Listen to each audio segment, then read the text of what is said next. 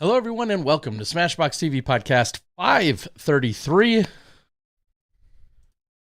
know, last week... Like last week during our show, or last week as a week in general? Last week during our show. This falls more on me than you. Usually does. Because I hold myself to a higher standard. We completely glossed over the fact that SmashBoxx had just turned 10 years old. Oh. The podcast had just based on the date turned a little over 10 years old. Sure, we're 533 episodes in. A random number, obviously. But the actual first podcast to podcast, year after year, had turned 10 a little more than a week ago. Last Monday? Yeah. 11/11? Yeah, that's crazy. Yeah. I made a wish on 11/11. I was going to have to hang out with you for the next 10 years every Tuesday night. Yeah, well, I don't know who got the short end of that stick, but here we are. Have you ever stood next to me? That is true.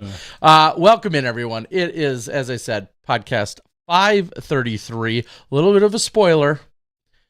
Jennifer Allen will be joining us. She's going to be joining us at about 8 p.m. Arizona time, a.k.a. Mountain Time.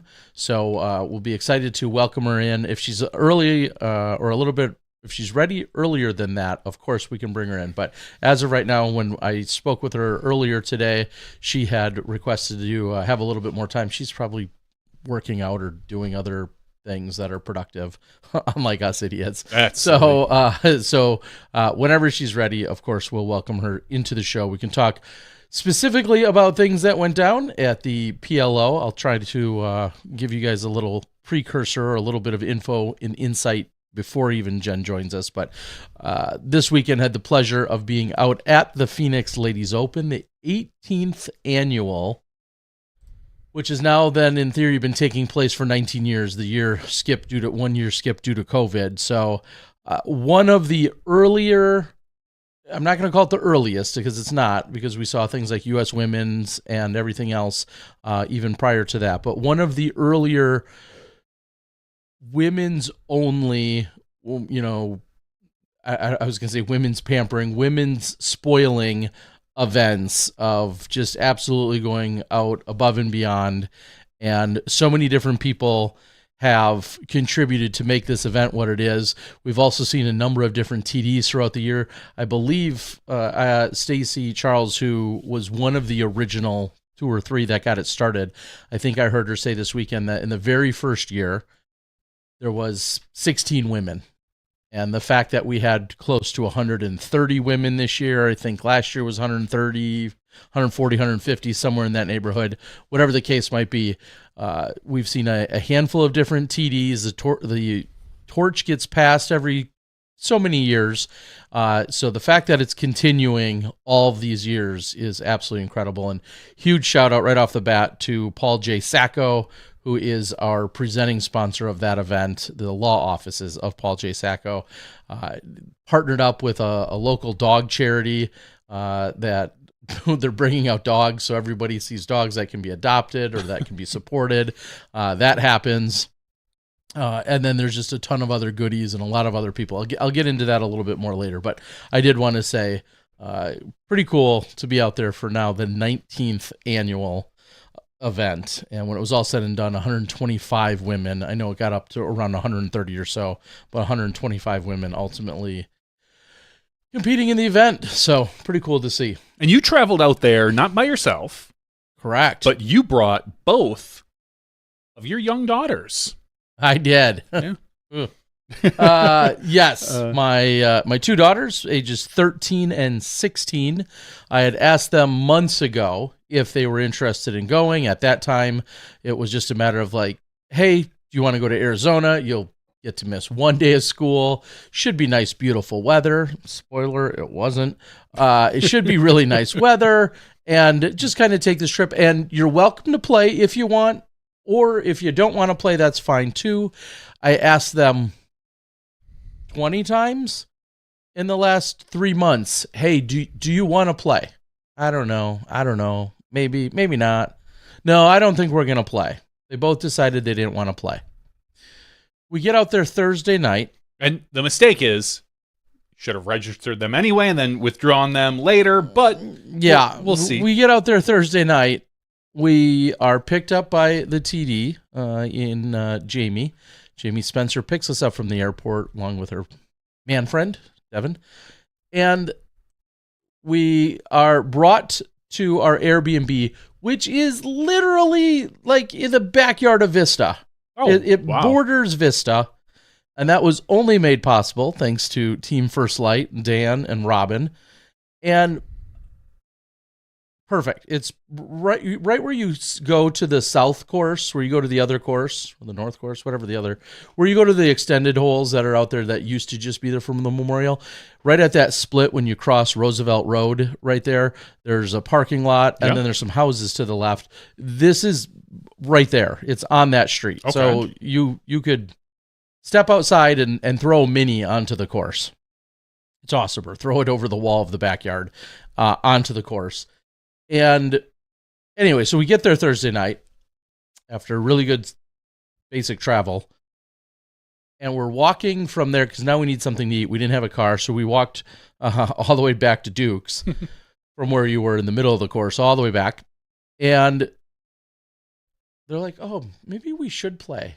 This oh my God, you little. They don't play a lot. And just to put that out there too, as many question them throughout the weekend, oh, do you play a lot? Do you go to a lot of tournaments? They really don't. No. They're welcome to. They've played in a handful of events, namely Rocky Mountain Women's Tournament out in Colorado that Ray Woodruff or Doug Bjerkes or whomever have run throughout the years. But they don't really play that often. They enjoy that they're better than like 98% of people at school, but that's all the cred. That's all they care about. Which is basically what my son cares about. Yeah. He's 16. He's better than they'll come over and hang out in the backyard. There's always a basket with, a rack of discs, and inevitably the kids will start picking them up and either throwing them at each other or throwing them into the basket. And he just likes that, for the most part, he's better than all of his friends in the backyard. He's not a great thrower in general, but ultimately he just likes that he's better than his friends. Than most of them, exactly. So we hemmed and hawed and talked about it. The next day, they still were uncertain, and long story long, they didn't end up playing. Okay. Which I totally support. If you want to play, great. If you don't, great. I think they should have. I think there's a little bit of them that regrets that they didn't ultimately. Oh, I'm What sure. I love about this event in particular is a number of divisions, mostly I think all of the various junior divisions, only play one round. A lot for some kids playing 2 rounds. So they love it and they do it. Plenty of kids are like, 1 round's enough for a day. And the course is set up very short on that side. So they would have had no problem. And then on Friday when we were walking around Vista, they had a couple of discs that we got our hands on. They were 3-ing and 4-ing almost every one of the harder holes that are on the other course. And I'm just like, why didn't you guys just play? Not because I worry about what score they would have got, but because they're not terrible. They could have had a really good time with it. So either way, it was a lot of fun. And they'd had probably the lowest PDGA numbers in their divisions. Within their division, certainly at 40738 and 50738. They would have had lower numbers than I'm guessing all but maybe 10 women. I see a couple there in FA 60. In FA 50, maybe one. Yeah. So and then of course Tita Ugalde was there. She's PDGA number 83, along with Sheila Kirkham and Terry Carver. Yeah, outside of them, they would have essentially had the lowest PDGA numbers. Jen Allen would have been one of the other few that's lower, as she's in the 15,000s. But yes, they would have had probably 2 of the lowest 10. That's a pretty funny point regarding that. So, we ended up being able to ride scooters on Sunday, thanks to Dan and Robin, and maybe some creative birthdays. You're supposed to be 18 for those, apparently. But we were safely, around the course. So, what's crazy, this is kind of a quick side note is, and we've talked about this slightly, is it's going to be a very different looking Vista del Camino Park, as that is getting entirely ripped up, and they're talking about, more than a year, I think, when it's all said and done. So for those that have seen Vista footage and coverage, whether it's of the PLO, whether it's the Big Arm Challenge, the Shelley Sharp, or the Memorial, any of the 4 that I cover, and you're like, man, I've seen Vista enough times, I think it'll be nice. We're going to get a little bit of a facelift. And we're also going to see at that point new tee pads go in. And I think you're going to see people teeing from tee pads, assuming they put in good tee pads. That's always one of the biggest conversation pieces every year is, why is everybody teeing off from the sides of the tee pads? Yeah. And now, hopefully, whenever disc golf gets fully integrated back into the park, we should see some upgrades out there. Some of the baskets that are leaning, all of those types of things. I think we're going to see a lot of obvious and then also some subtle fixes. You're saying they're taking all the character out of Vista. The leaning baskets, the slick tee pads. Yeah, I know. What is this next world thing you know, to? we're not even going to have Dukes next door. Oh, Jeez. man. Yeah, I don't think we have to worry about that. So it should be a lot of fun to see how things looked and talk about great timing. Like, just it's going to be a facelift. And I think everyone is probably, we're going to lose a lot of history and nostalgia, but at the same time, it's going to be kind of cool to see how that gets redone. I'm kind of naive to the answer. I don't know if Dan Ginley specifically or if someone else who's part of the overall actual redesign. The committee to redesign it? That would be a good question. You should ask that. I if I only knew people, I should try and ask that.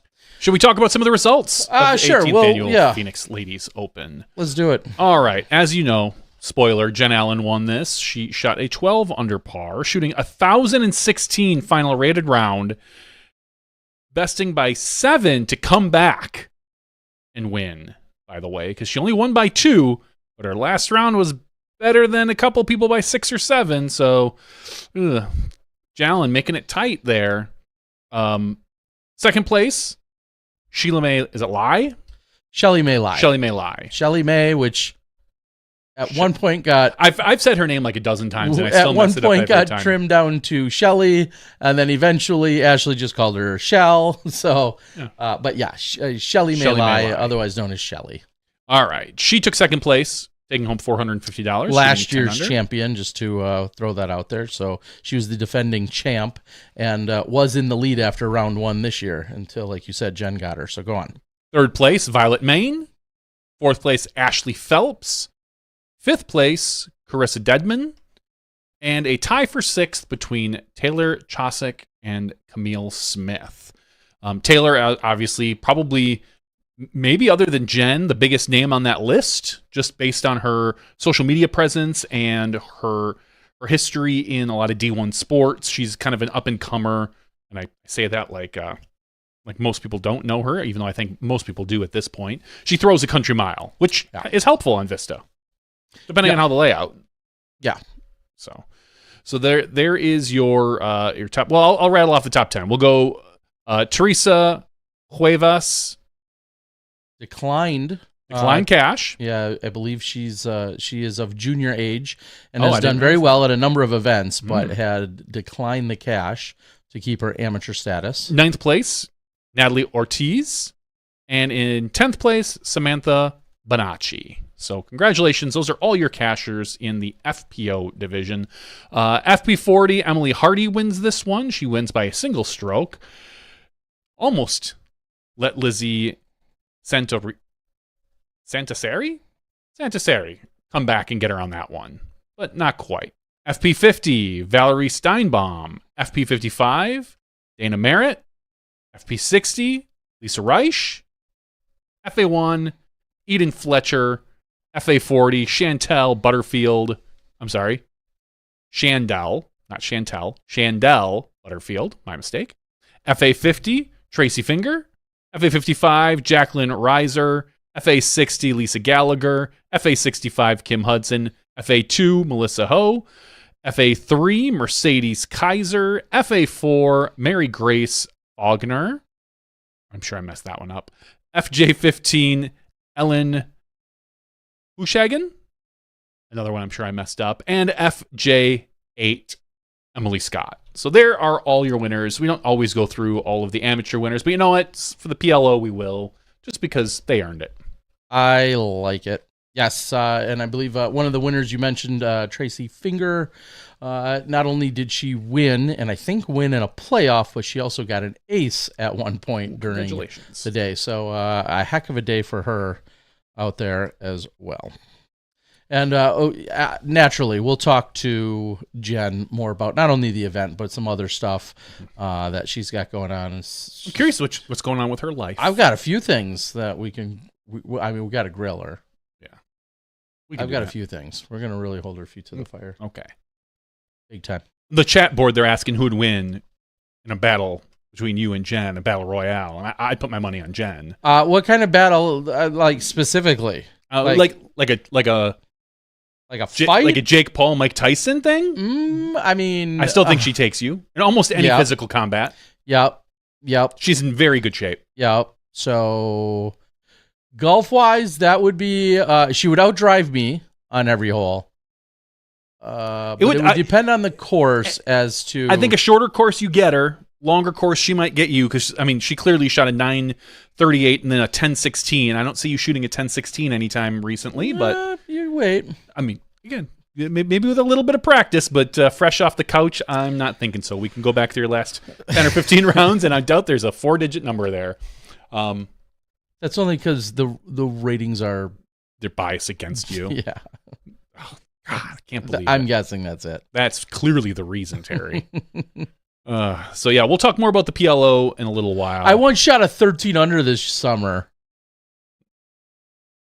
Out of 24 holes? No, out of 18. Oh, sure. But it was still only rated like 978. Sure you did. So it's okay. It's the ratings.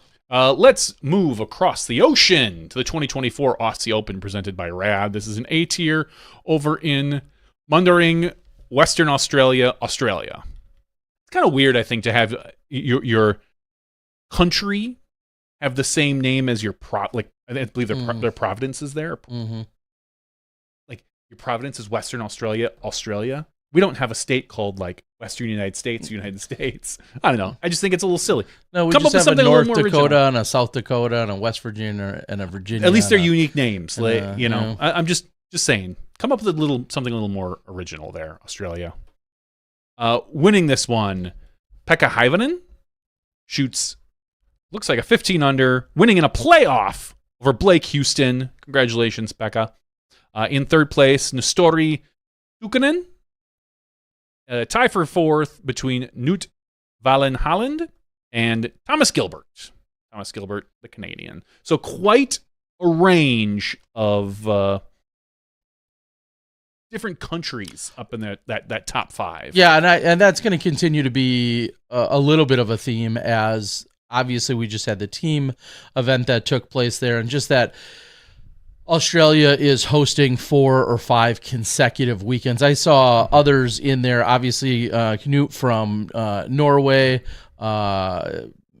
Is Max from Canada, or is he from... Yeah, okay, he is from Canada. Jackie Chen representing Taiwan. Scrolling down, I saw Ko Simmel, also out of Japan. Singapore, maybe Ko is out of.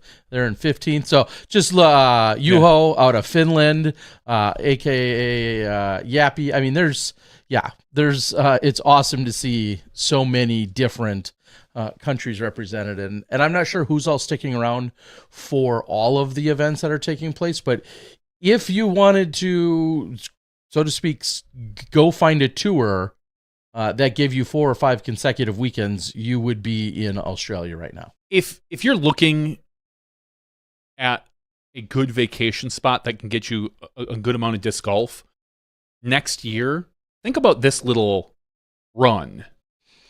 And I don't know if it's going to be the same next year. I was just going to say, I'm not sure if it's going to be as detailed, but definitely take a look, because I bet you get at least 2 events in a 3-week period somewhere around there. Yeah, if you're making the trek to Australia, do what I did and make it a 2.5, 3.5 week adventure, which I think coincidentally today marks the 6-year anniversary, essentially, of when I landed. Myself and Johnny Rumble landed in Australia, and making it nearly a 3-week adventure was definitely the way to go.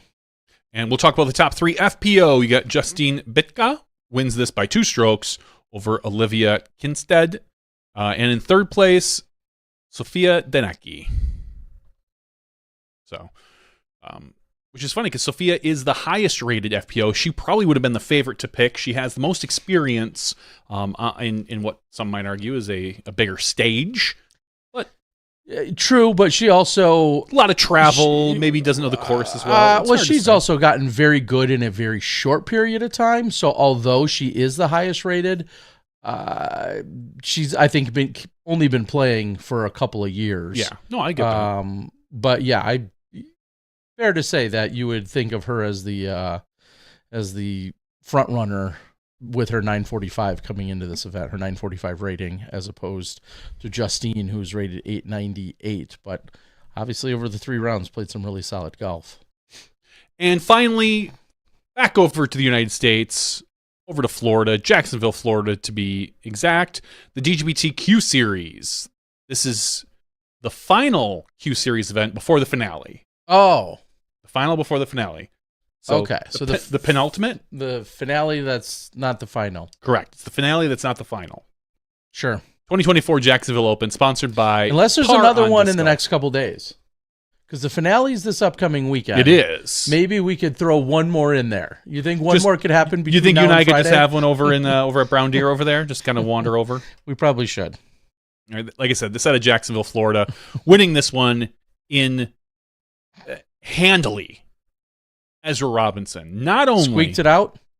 Yeah, not only did he win this, his second round, this is a 24-hole course. Yep. He shot 4 Palms over in Jacksonville. Exactly. He shot an 1,100 rated round. Oh, that's all right. Yeah, 18 under par on that second round. It was kind of funny because I was doing some skip A stuff, looking at, this is one of kind of the after events that I'm using for testing. And I was looking at the numbers, and at first I didn't realize it was a 24-hole course, so things weren't looking right. And you just saw... And then I was like, wow, how did... Ezra shot an 18 down? He got a perfect round, huh? And then I looked into it, I'm like, no, he didn't. Because, I mean, shooting an 18 under and having an 1,100 would not have been out of the ordinary. I just thought it was strange I didn't hear it until I looked into it. I was like, oh, no, that's a 24-hole course. But he still bested the field by, I believe... 3 strokes over Lance Brown, and then 3 strokes over, additional 3 strokes over Braden Sides. The guy was just on fire. So, it's not bad. Ezra's on fire. No.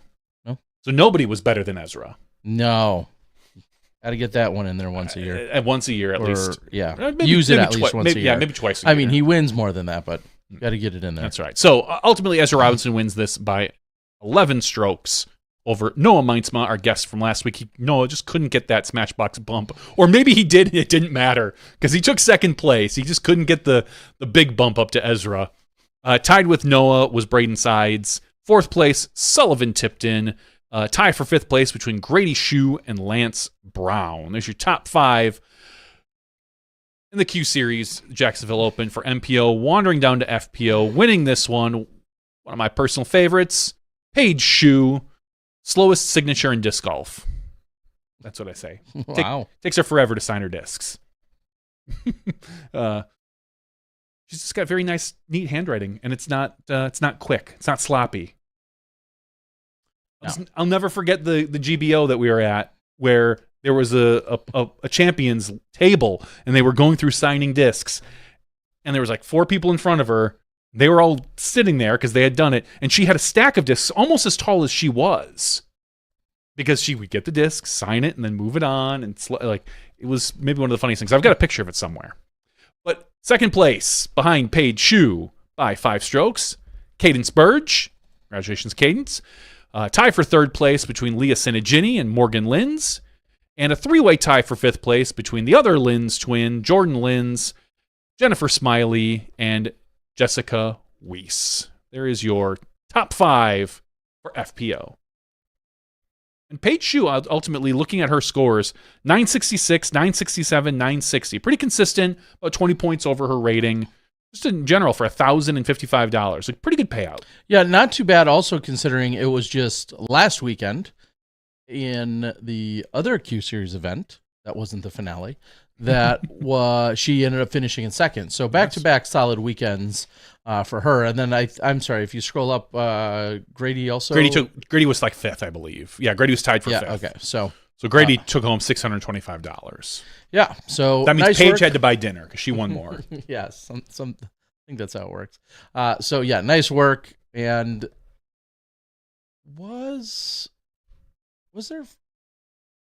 I thought I saw a picture with some cameras, and I don't. Oh yeah, Ace Run I think was out there. Maybe. I think that's the picture that I saw today. Okay. Nonetheless, yeah, I remember at one point having a brief conversation, wondering if I could be in any way involved, and I was like, nope, already out on the other side of the country. So, best of luck.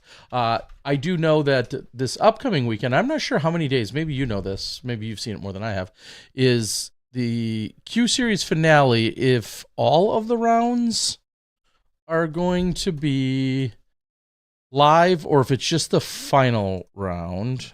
DGN, we can talk about some more of that in a second, but yeah. I don't know. I know I saw it somewhere. If I were to take a random guess, I would guess all of the rounds. All 3 of the rounds? Yeah, maybe. All I know is I saw an email come through today, because I still get them, thanks Mo, for the production meeting that's happening, but I'm not going to be joining the production meeting because thanks Mo, but I don't care. But yes, this weekend we will be able to get to see some live disc golf for the first time in a few weeks. Yeah, on the Disc Golf Network, the finale in the Q Series. So we're going to be watching. It's going to be really interesting to see who is playing and what they're focused on. Because do you focus on the people who are playing the best, who might not necessarily need the Q? Well, I think that's a fair question. Is even at the finale, which I'm sure you can find out here in 2 seconds, at the finale are already qualified players able to play the finale. And here's the question, and it appears... I mean, I think some of them maybe have already qualified. Not all of them, clearly, because the top rated players are Harry Chance, Micah Groth, Noah Meinsma, Zach Arlinghaus, Ryan Mon. I think 1 or 2 of them have qualified, because we talked to Noah and he said he had qualified for his, but wasn't sure if he was getting it. Yeah. So there might be a few players on this list that, and again, very few, that are already qualified. And if you look at FPO, I don't believe there's anyone on here that has their card yet. The top 4 are Nid Ovantinson. Thank you, Terry. Alexis Kerman, Emily Yale, and Hannah Stevanovic. So I don't believe any of them do. But I would be surprised if Micah or Noah didn't already at least qualify for their card. So I'll be curious to see how they, what we're looking at with the broadcast and the production that they're going to go at. So what's silly is I feel like it's probably out there. It might be, and I just haven't fully consumed it. That because I feel like that's a good question. But either way, this weekend, live disc golf on the Disc Golf Network. Go ahead and tune in. I wonder who's doing... I mentioned Brian Earhart doing commentary. I had to take a wild guess. I don't know. You were invited to the meeting. You should know. I was invited to the meeting. I didn't say I was attending the meeting. Because I've told you, I don't care. I'll watch it. I'll turn it on because I care that. But I don't care about the production meeting. Not my thing anymore. Yeah, that's a good question. But yeah, I'd take a random guess to say probably obviously Brian involved. It's also going to be taking place at at Olympus, not Mount Olympus, at Olympus. Just Olympus. Yeah, Mount Olympus. We're not going to not going to Noah's Ark or Wisconsin Dells. Yeah, for a big water slide ride. Yeah, I'm not seeing. Questions, and more questions. We should research those. All right. Any other play that was of note? I mean, I know you just mentioned a couple of the bigger events from the weekend. Those were the main events. Those were all your A tiers. There's a few, again, the PLO B tier. There's a couple smaller B tiers, but I have no clue particularly if anyone was significantly playing this weekend in those B tiers, but do what you can. Speaking of broadcasting, though, one of the notes that I did get, and I believe this came out yesterday. Yeah, there's some news. Is that Disc Golf Network partners with YLE. I don't know how that's pronounced. I think it's just the letters, YLE. YLE for live broadcast of the 2025 PDGA Pro World Championship. So YLE is a big network over in Finland. Yep. And they've had disc golf on before. Mm-hmm. That is the station that I believe UC worked with, and Jamie Thomas and Avery Jenkins and that crew to do. Was it a world tour event, or was it just an event over there?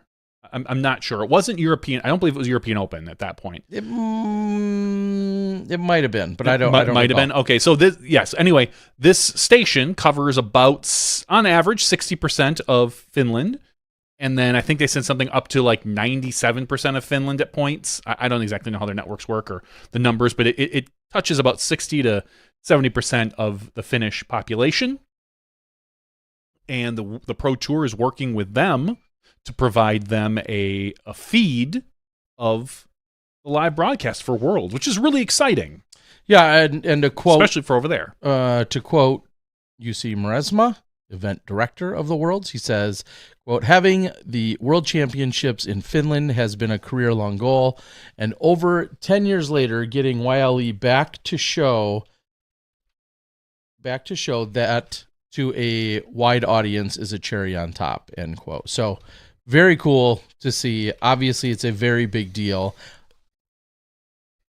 I wonder, just from a comparison perspective, is that the equivalent of an NBC or an ABC or something like that here?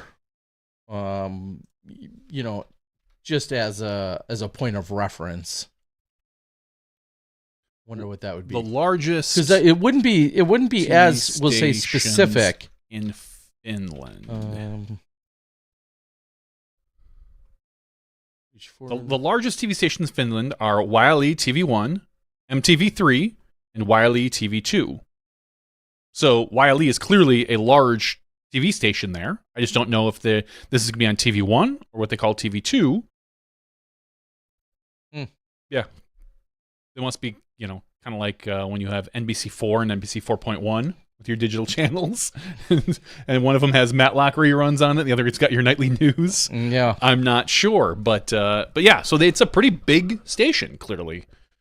That provides free-to-air channels nationwide, reaching 95% of Finns weekly across both linear and online platforms. Yeah, Google says that it's operated by a public service broadcasting company, which reaches 41% of the population on a weekly basis as of 2022. The commercial television channel, MTV3, was second most watched channel with a share of 20%. Either way. I mean, is this really that big of a deal, Terry? We had our stuff broadcast on cable access in Emporia, Kansas. That's true. I mean, we were on in most of the bars and restaurants in Emporia, Kansas. In Emporia. So if you wanted to maybe set up a comparison, it's a pretty parallel line. Yeah, I think we're there. So, of course, it's going to be awesome. This is also so significant from the fact that obviously disc golf is so widely embraced by so much of the country in Finland. When it's turned on, there's not going to be just, hundreds or hundreds of thousands of blank stares of like, what is this and why is this on, or what is this thing that they're doing. That's not going to be the reaction, as opposed to when it happens here in the U.S. by tens of millions of people that still don't know what it is. It's so much more integrated and embraced there already. So pretty cool. And congrats to them. I feel like there was other news. Kind of in relation to that, it made me think about it. You were talking about how if it was broadcast here, we would see, a bunch of blank stares because it's not as popular here. But just the other day, there was a live broadcast, a live stream with Bill Nye the Science Guy, and I believe his name is Kai Cenat. Shows my age because I'm not a YouTube streamer or a Twitch streamer like he is. And Kai Cenat is like the largest Twitch streamer in the world right now, I believe. And he's running some huge marathon, some month-long marathon, but he was disc golfing with Bill Nye. They were out in some green area. Bill Nye was showing him the putters. They kind of looked like I didn't get a really good look. They're Innova putters clearly. They might have been Sonics, but they had a Bill Nye stamp on them. And so Bill was there talking to Kai about disc golf and how to putt, which honestly, that broadcast probably in general might have reached more people than the YLE broadcast with as huge as Kai is throughout the world. Like I said, 20 million streamers, I believe, is what he reaches regularly on Twitch. So just a good note to see Bill out there kind of explaining the game. And they were, like I said, they were putting on a practice basket, which looked, I will say neither putter looked extremely proficient, but they were just out there having fun. And as we know, Bill is a longtime disc golfer, like way back when he was in college. Yeah, and I think in general, there's always that conversation about why some of us get excited, and it usually comes down to how much do you actually like, quote unquote, like the celebrity. But that's why some of us get excited when we see celebrities that happen to golf, or they've talked about disc golf, or they find a way to integrate it into something they're doing, whether it's been Packer players that we now know that have been part of the celebrity match, whether it's Andrew Zimmern, who obviously has been playing for a few decades. Dan Cortez. All of these types of people, anytime you see a basket in the background and things like that, it's always exciting. And then immediately I feel like the internet then goes to, oh, I love or hate that person, and then they either are going to fully embrace it or not. One of the more popular / divisive people being Bert Kreischer in the last couple of years, finding disc golf, and some people love his comedy, some people don't, everything in between. Bert Kreischer getting on board, and then someone we know who lives just down the road from me in Ben Askren, who's been talking about disc golf and has talked about 15 disc golf, years. Yeah, to and on, ESPN or other related outlets. You just hear him mention disc golf and your ears perk up. Yeah, there's two things Ben talks about. It's disc golf and Bitcoin. That's it. Yeah. I think that's the only. And a little bit of politics. Well, yes. A lot of politics, yes, but that's. I'll give him the benefit of the doubt, as the last year has been a lot of politics. So, yeah, as Tim says, MTV Sports, when we saw Stokely and the Ricos all on Tim that got MTV my Dan Sports, Cortez comment. Yeah, on that MTV Sports clip from 1994 or whenever it was. I have that recorded on a VHS somewhere, along with a lot of other stuff. You can probably find it on YouTube these days. I'm pretty sure it is also out there on YouTube. But Timmy Gill was on Cold Pizza, which was a program that was on ESPN. One of the an early morning ESPN show, kind of like one of their morning talk shows. Yeah, and that was almost 20 years ago now at this point. Yeah, I think that was almost close to 20 years ago. So that's why some people now, will it turn into something? Who knows? Does it mean anything? It may or may not. You just never know. It's there's no way to ever tell the true outreach until unless all of a sudden something crazy pops off or becomes a result of it. Yeah, I mean, it's hard to say with something like this Kai Cenat. Again, like 20 million Twitch followers, I believe, is what he has. And if a fraction of that, if you can get, I'm looking at his channel right now, I'm trying to find the subscriber count. Just right now, he's standing in a room with a big ball, or with a big wheel, and he's got 170,000 people watching him. 14.5 million followers right now. If he just, hands down, he just introduced disc golf to probably 1,000 people. Yeah. Just based on him being there and the odds and the numbers, 1,000 people were probably like, oh, that's kind of different. Now, whether they go out and play or not, that's a whole nother thing, or if they just enjoy watching him. But that's the type of reach that is. Well, and obviously nothing for nothing. That was a big conversation piece of Brody Smith coming into the game, him having a huge not to that extent, but having a huge social media following, doing his trick shots and things of that nature, especially already being in a Frisbee-based background, being ultimate. Mm-hmm. Part of the huge appeal and excitement of Brody, joining into the disc golf lifestyle. And I think he definitely brought people into the sport. There's no doubt about it. That's obviously undeniable. So anyway, we'll catch up with Jen when she joins us. We'll be able to ask her, because I know she has now, I think, played more than one round with Bill Nye. And in fact, one of them was just a matter of a few weeks ago. And I think that she's now been out there multiple times where she's played rounds with him. So we can ask her and see what she knows and maybe get a little more insight from that perspective as well. Let's take a look. Was there any specific PDGA news? I know last week. No. Ooh. I'm now seeing something that looks like it was just posted today, which I didn't see earlier, but 2025 member discs, and that looks like to be a backstory and information about the new member disc. Okay. Or the disc you can get, or a disc you could get. It looks like there's different ones for that can be chosen, especially if you're in the Ace Club versus Birdie Club, so on and so forth. I'm just going to go ahead and highlight this, and I'll link it. And I'll put it right there in the chat. And if you want it, you can go take a look.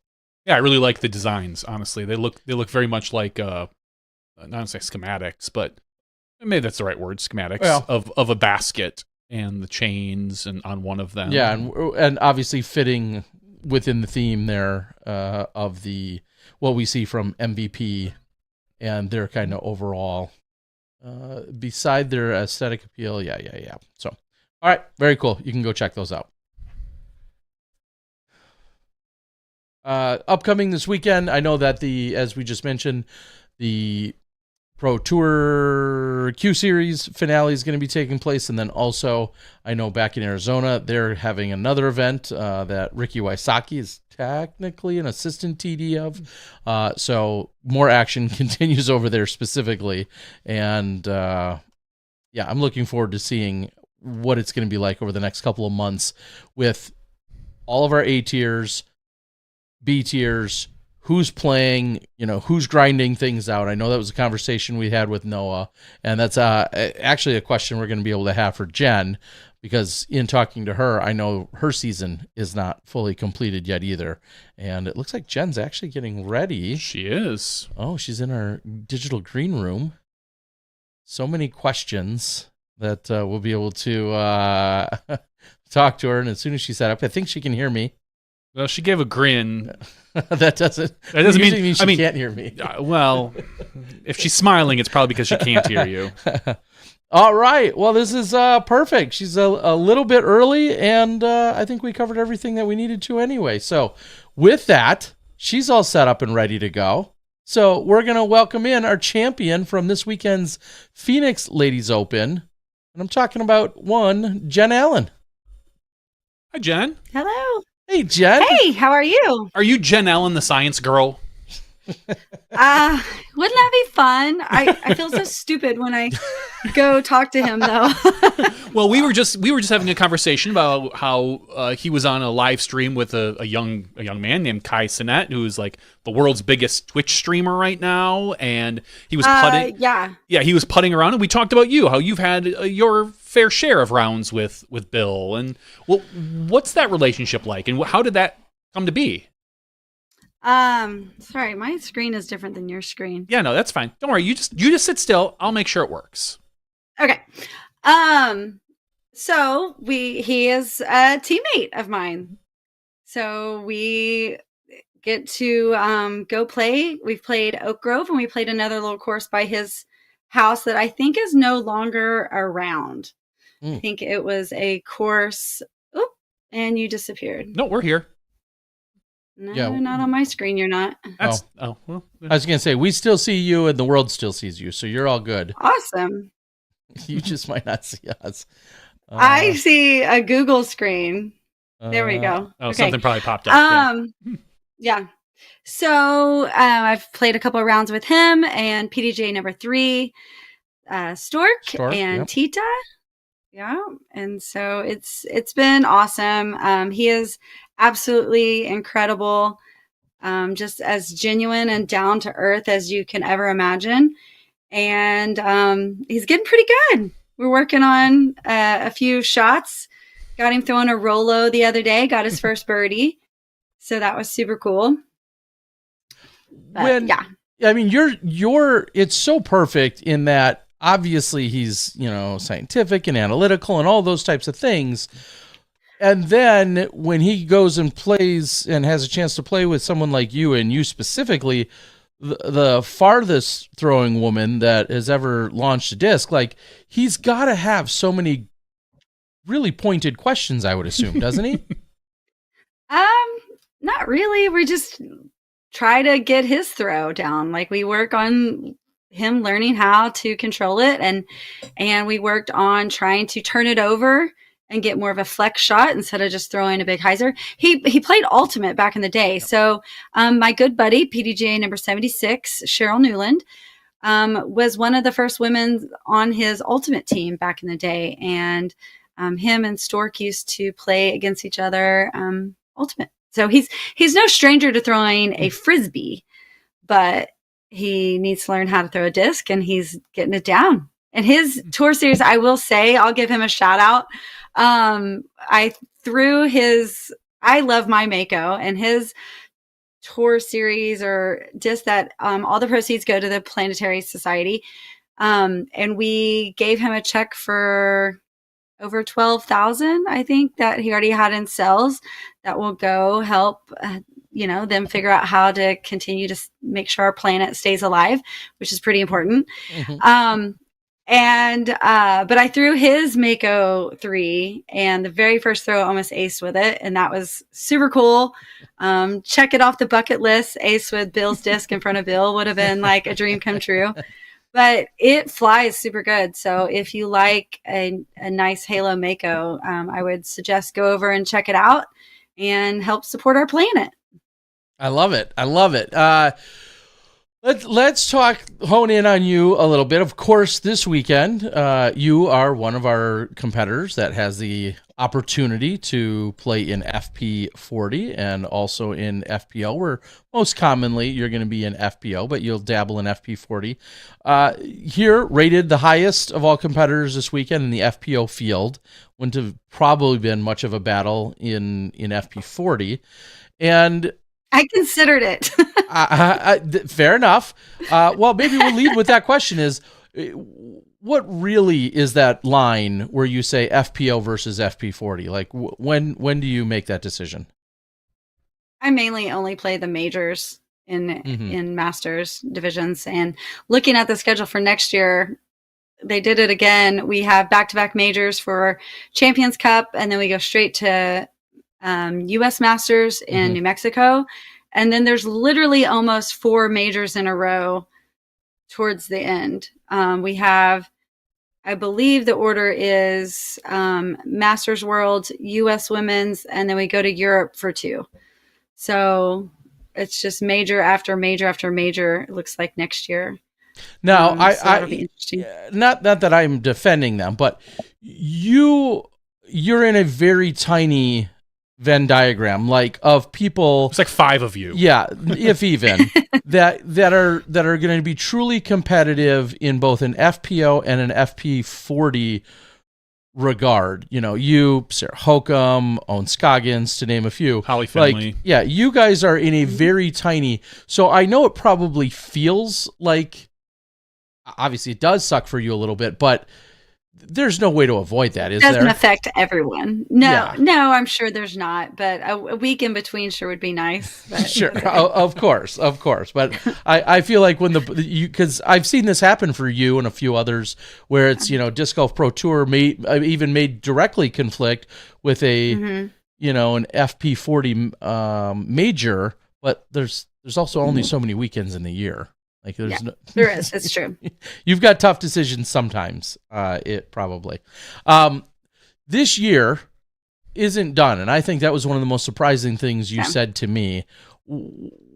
Is there a goal? Is there a number in mind? Is there a contractual obligation? What does it mean that you still have 2 more events on your calendar And will that possibly looking expand? for a third? Yeah.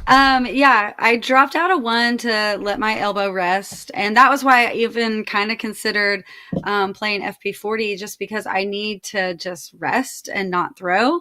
And then I'm like, if I'm throwing an FP40 or if I'm throwing an FPO, I'm going to still be throwing just as hard. So I went ahead and stayed in FPO this last weekend, but I dropped out of one event. I try to just get 30. It's just my personal goal. It doesn't really matter how many I get. It's not a big deal, just me personally. And so I dropped one. Yeah, I dropped one and I cannot find another one to replace it. So I'm kind of mad that I gave myself rest, but I'm sure my arm appreciated it. But I mean, if you want to, either the weekend after Thanksgiving, I'm running the cold turkey, or a month after that, I'll probably do it'll probably be a flex start. That will be around just before the end of the year as well. Some kind of a flex start at a new course as well. So I'm just saying, if you're really desperate, there'll be a couple of events in balmy Wisconsin. Yeah, wouldn't you rather play in nice sunny Arizona? Like, just come on down and run it down here. Okay, that's a great compromise. Have you ever run an event in Arizona, Terry? Not in Arizona. I know you've run them in a few other places. Quite a few other states, but not Arizona. And it wasn't nice this weekend. We glossed over it. Unseasonably chilly almost this weekend, right? For the morning, we got a little peak of sunshine, and it's back to beautiful. It's cold in the mornings and cold in the evening. Our desert winter. How we went from 120 for like 160 days, and then it was like boom, 60. Like, sounds so nice. It was very drastic this year, the change. But yeah, it's supposed to be, I think, back to 80 this weekend. Okay, yeah, it was another little tournament. So talk about this upcoming weekend then. What are you playing in as you're trying to get to 30 total events played? It's a course I've never played. Ricky is assistant TD, so we'll get to go out and see how much Ricky actually does. He did open another little store near one of our other courses out east of town, Red Mountain. So haven't been able to get over and check that out, but excited to see his new little store. His other one up north is pretty cool.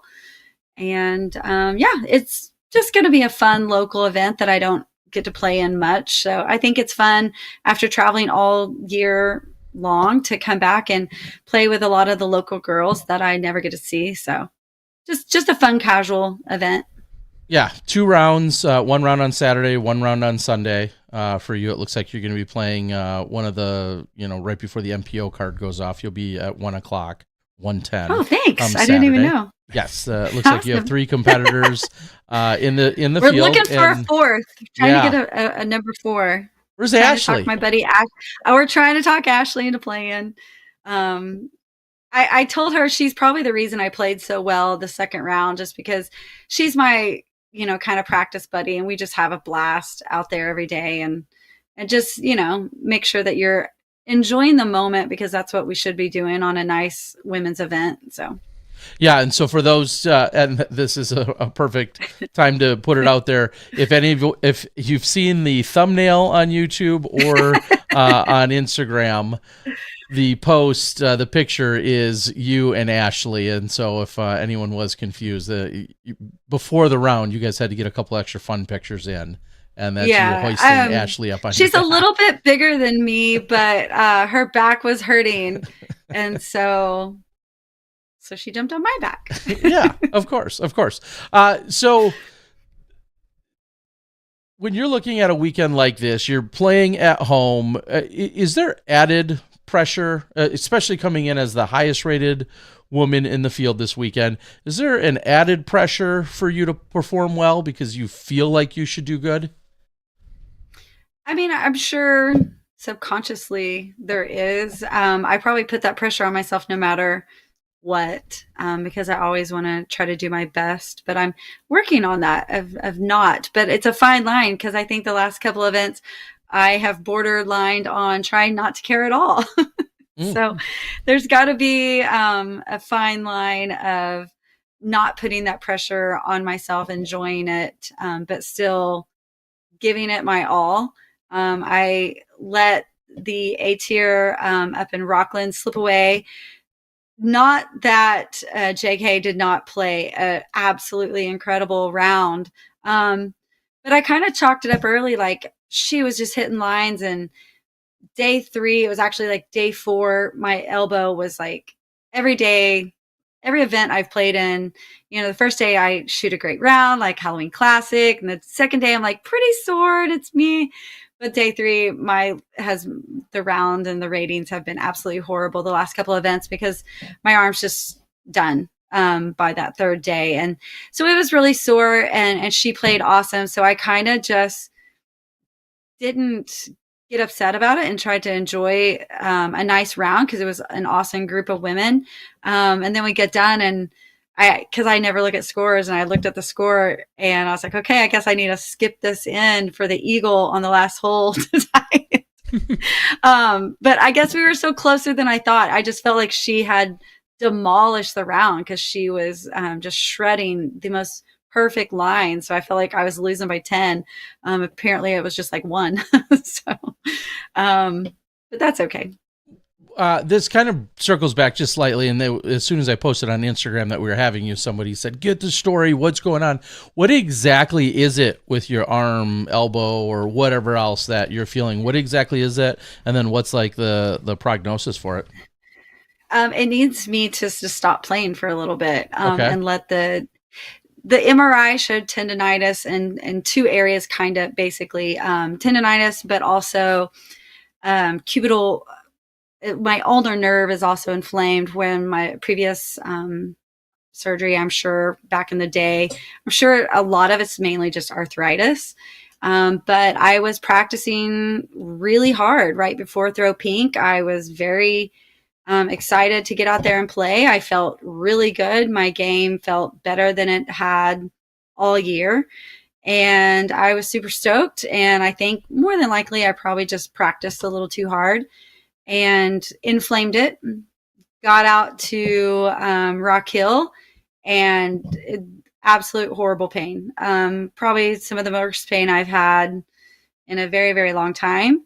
Was able to get a steroid pack there to finish, and had the PT that's on site at Rock Hill. Michelle worked on me every day and iced like crazy, taped like crazy just to try to make it through because I'm not a quitter. And came back, had an MRI, some x-rays. I literally just felt like it was broken. Okay. So like, it's not muscle pain like most people feel. Like forehands, not a problem. Not that I throw them a lot, but I have no pain really when I throw them. It's more just direct bone pain from hyperextending from my extra mobility. My tricep is probably more angry a lot of times than my wrist extensors, but the muscles I think are just kind of sore and aggravated from me continuing to play. It wasn't the initial pain really. It literally just felt like the bone was actually broken. So I worried that the pins had kind of broke off or something from an old injury. That was not the case. They just said it was ticked off. They gave me an injection and told me to back off a little bit. So I know you want to play these events to close out the season. do you have any pocket of time that's like genuinely completely dedicated to resting, or do you see yourself just continuing to play? Well, I've been resting all week, so I have only played the events. Okay. I have not picked up a putter. I have not done anything. Doing a lot of hiking. And a lot of lower extremity exercises. I'm ready to start working my arms a little bit more again. But I've even really kind of been letting my arms rest completely and just doing a lot of walking and leg exercises and stuff around the house and trying to keep myself busy. And then I play the event. So that's another reason I haven't really had like high expectations when I'm playing these last tournaments, because I haven't done any prep except for the last one. Played a little bit the day before, but other than that, I have completely rested it the entire week, and I have all my PT equipment at home. So I have my ultrasound machine, my Easton machine, and everything. And so I'm working on it, treating it, every day. So have any other players ever asked you for diagnosis? Like, you've got all this stuff, you've got all the machines. Like, has anyone be like, hey, Jen, can I swing by and, I don't know, take a look at my knee or my elbow or my shoulder or something like that? And can you go to jail for that? I can lose my license. All right. The answer is no. I'm sure that's never happened. I'm sure that's never happened, but I legally cannot treat without the prescription of a doctor or in the state of Arizona. But I may have, told a few stretches or something that might be helpful. Sure. Yeah. So okay. Tips. Yeah, sure. We'll go with that. There was some other big news that came about.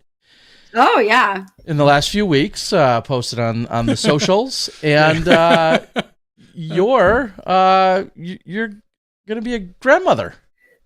I have a new title. That's right. You do. We haven't decided on my name yet. I kind of still like a cool aunt. Like, I don't know if I'm like for sure in grandma stage yet. Sorry, but that's not how it works, Grandma. Dang it. Mima. Yeah, no, none of those are sticking. Not Nana. Nana. Yeah, I mean, come on. Grandma A. I don't know. Yeah, it's gonna be tough. Wow. My mom felt like she was also too young to be a grandmother, even though she definitely wasn't, because my sister's 10 years older than me. Okay. So I guess we just feel young at heart. And she wanted to be called Gamma, like Gamma Ray, Gamma, just like a little hipper kind of. Somehow along the way, I don't know if Michaela switched that to Nana, but she became a Nana. So Gamma was never used. So I think so far I'm sticking with Gamma just because that's what my mom wanted to be. So okay. And I think it's like a nickname. Go with right you can try to push it. Yeah. But it's just whether or not it's going to stick or not, because they're going to come up with their own. The kid's going to say something really cute, like when they're about 1 year old, and that's going to stick. You're going to be like, oh, I guess I'm, I guess I'm this now for the rest of my life. Okay. Exactly. Yeah. When roughly is that just a few months away? Second week of March. Second week of March, which would coincidentally normally be right around the time of Memorial, which isn't happening at that time. Yeah. But it's right around Waco, Open at Austin, that kind of time frame for next year. Do you have a game plan? Assuming that timing is all intact, is there a plan for what events you will or will not possibly be sacrificing? I mean, I'll sign up for the events, but I'm 100% going to be here. We're hoping she is born before Waco. Okay, that's the plan. That's our plan. Yeah, sure. And we all know, yeah, that always works. Kids always go as planned. Yes, exactly. Okay. Well, that is very exciting. Exciting. Is there like, what's the most grandma thing you've done so far or plan to do soon? Like what boxes do you feel like you've checked or will be checking soon that kind of fit that role? Well, we've dug out Michaela's old baby blanket. Okay. Yep. So we've done the baby blanket. We've planned baby showers. We're getting that kind of stuff ready. I bought, we found some really cute, Michaela actually found it, but I purchased it because at the time she didn't know if it was a boy or girl. So we found a really cute hummingbird baby blanket. And so we've ordered the baby blankets and all of that stuff.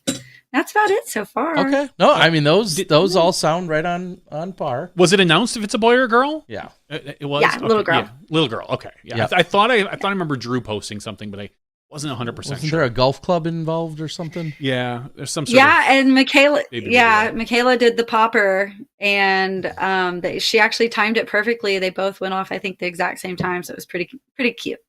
All right. Well, she has a tiny little bump. Very cool and very exciting. So does Drew, though, so don't worry.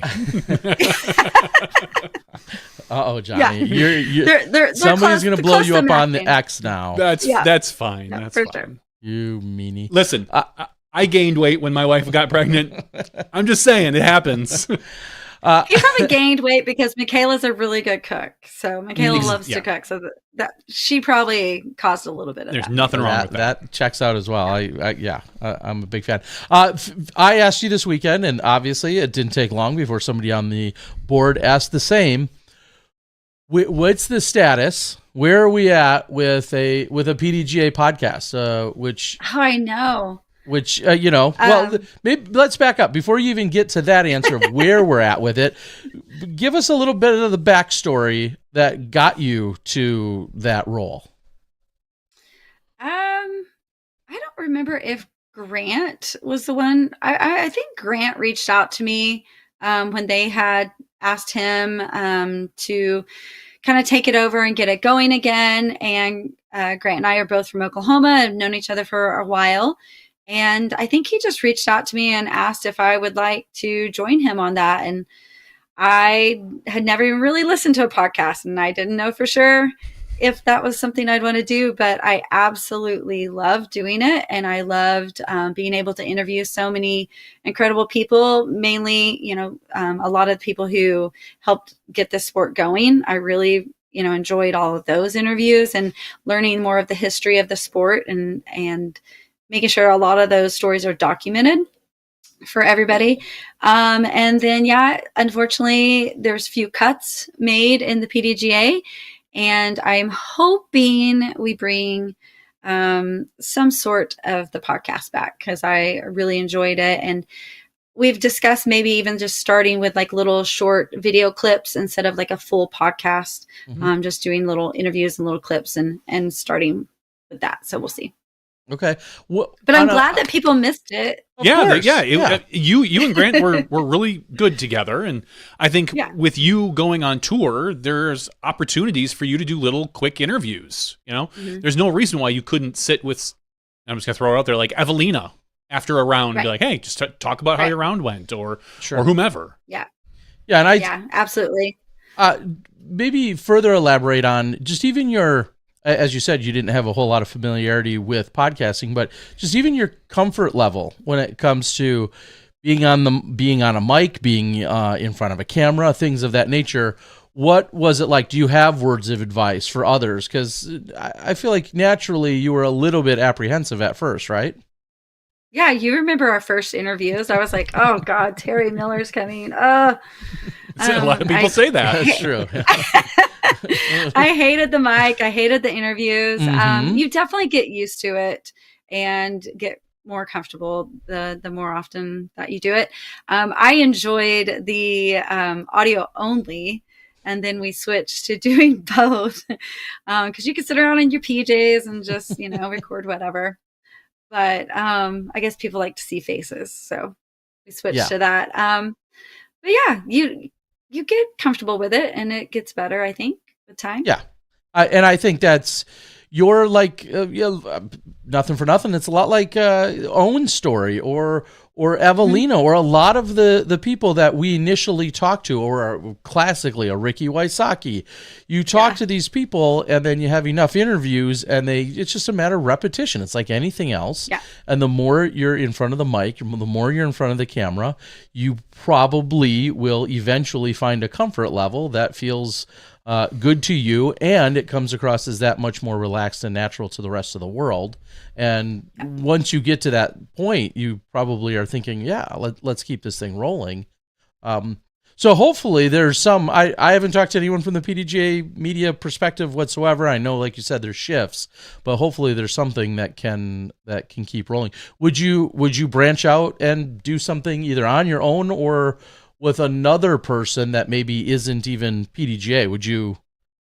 Could there be the Jen and Matt show somewhere or whatever? I'm just throwing out names. Possibly. Yeah. Or two females. I mean, it doesn't, obviously you don't need a male. I mean, that's something you would entertain? Possibly. Yeah. Or just getting on a few more podcasts, I guess, make more appearances on different shows and things like that. I was racking my brain for a while trying to think, okay, well, who can be a co-host? And I did come up with one, and I passed that along to the PDGA. So fingers crossed that maybe sparks a little bit more excitement and contacted him. It was male. Okay. And he is excited as well. So hopefully, off season's a great time to get those things started and everything. So yeah, it should get rolling soon, maybe. I know there's challenges, and you really would love, especially if someone, like in my case, very blessed that Johnny was very technically versed, even though we still make plenty of mistakes. But that's always nice too, is if at least one of the people, it'd be great if you both are, but if one of the people are already, and I know Grant very that much. I am not. Yeah, it's just nice that, sometimes especially when you're just getting started, if all you have to do is just sit there and concentrate on just talking, it makes things a little bit easier if somebody else that has the technical aspects already locked in. All right, switching gears. Grant definitely had all that down. He does, and I miss Grant dearly, and I hope that's not the end of what we see him in disc golf media in whatever capacity, because I've always enjoyed working with Grant as well.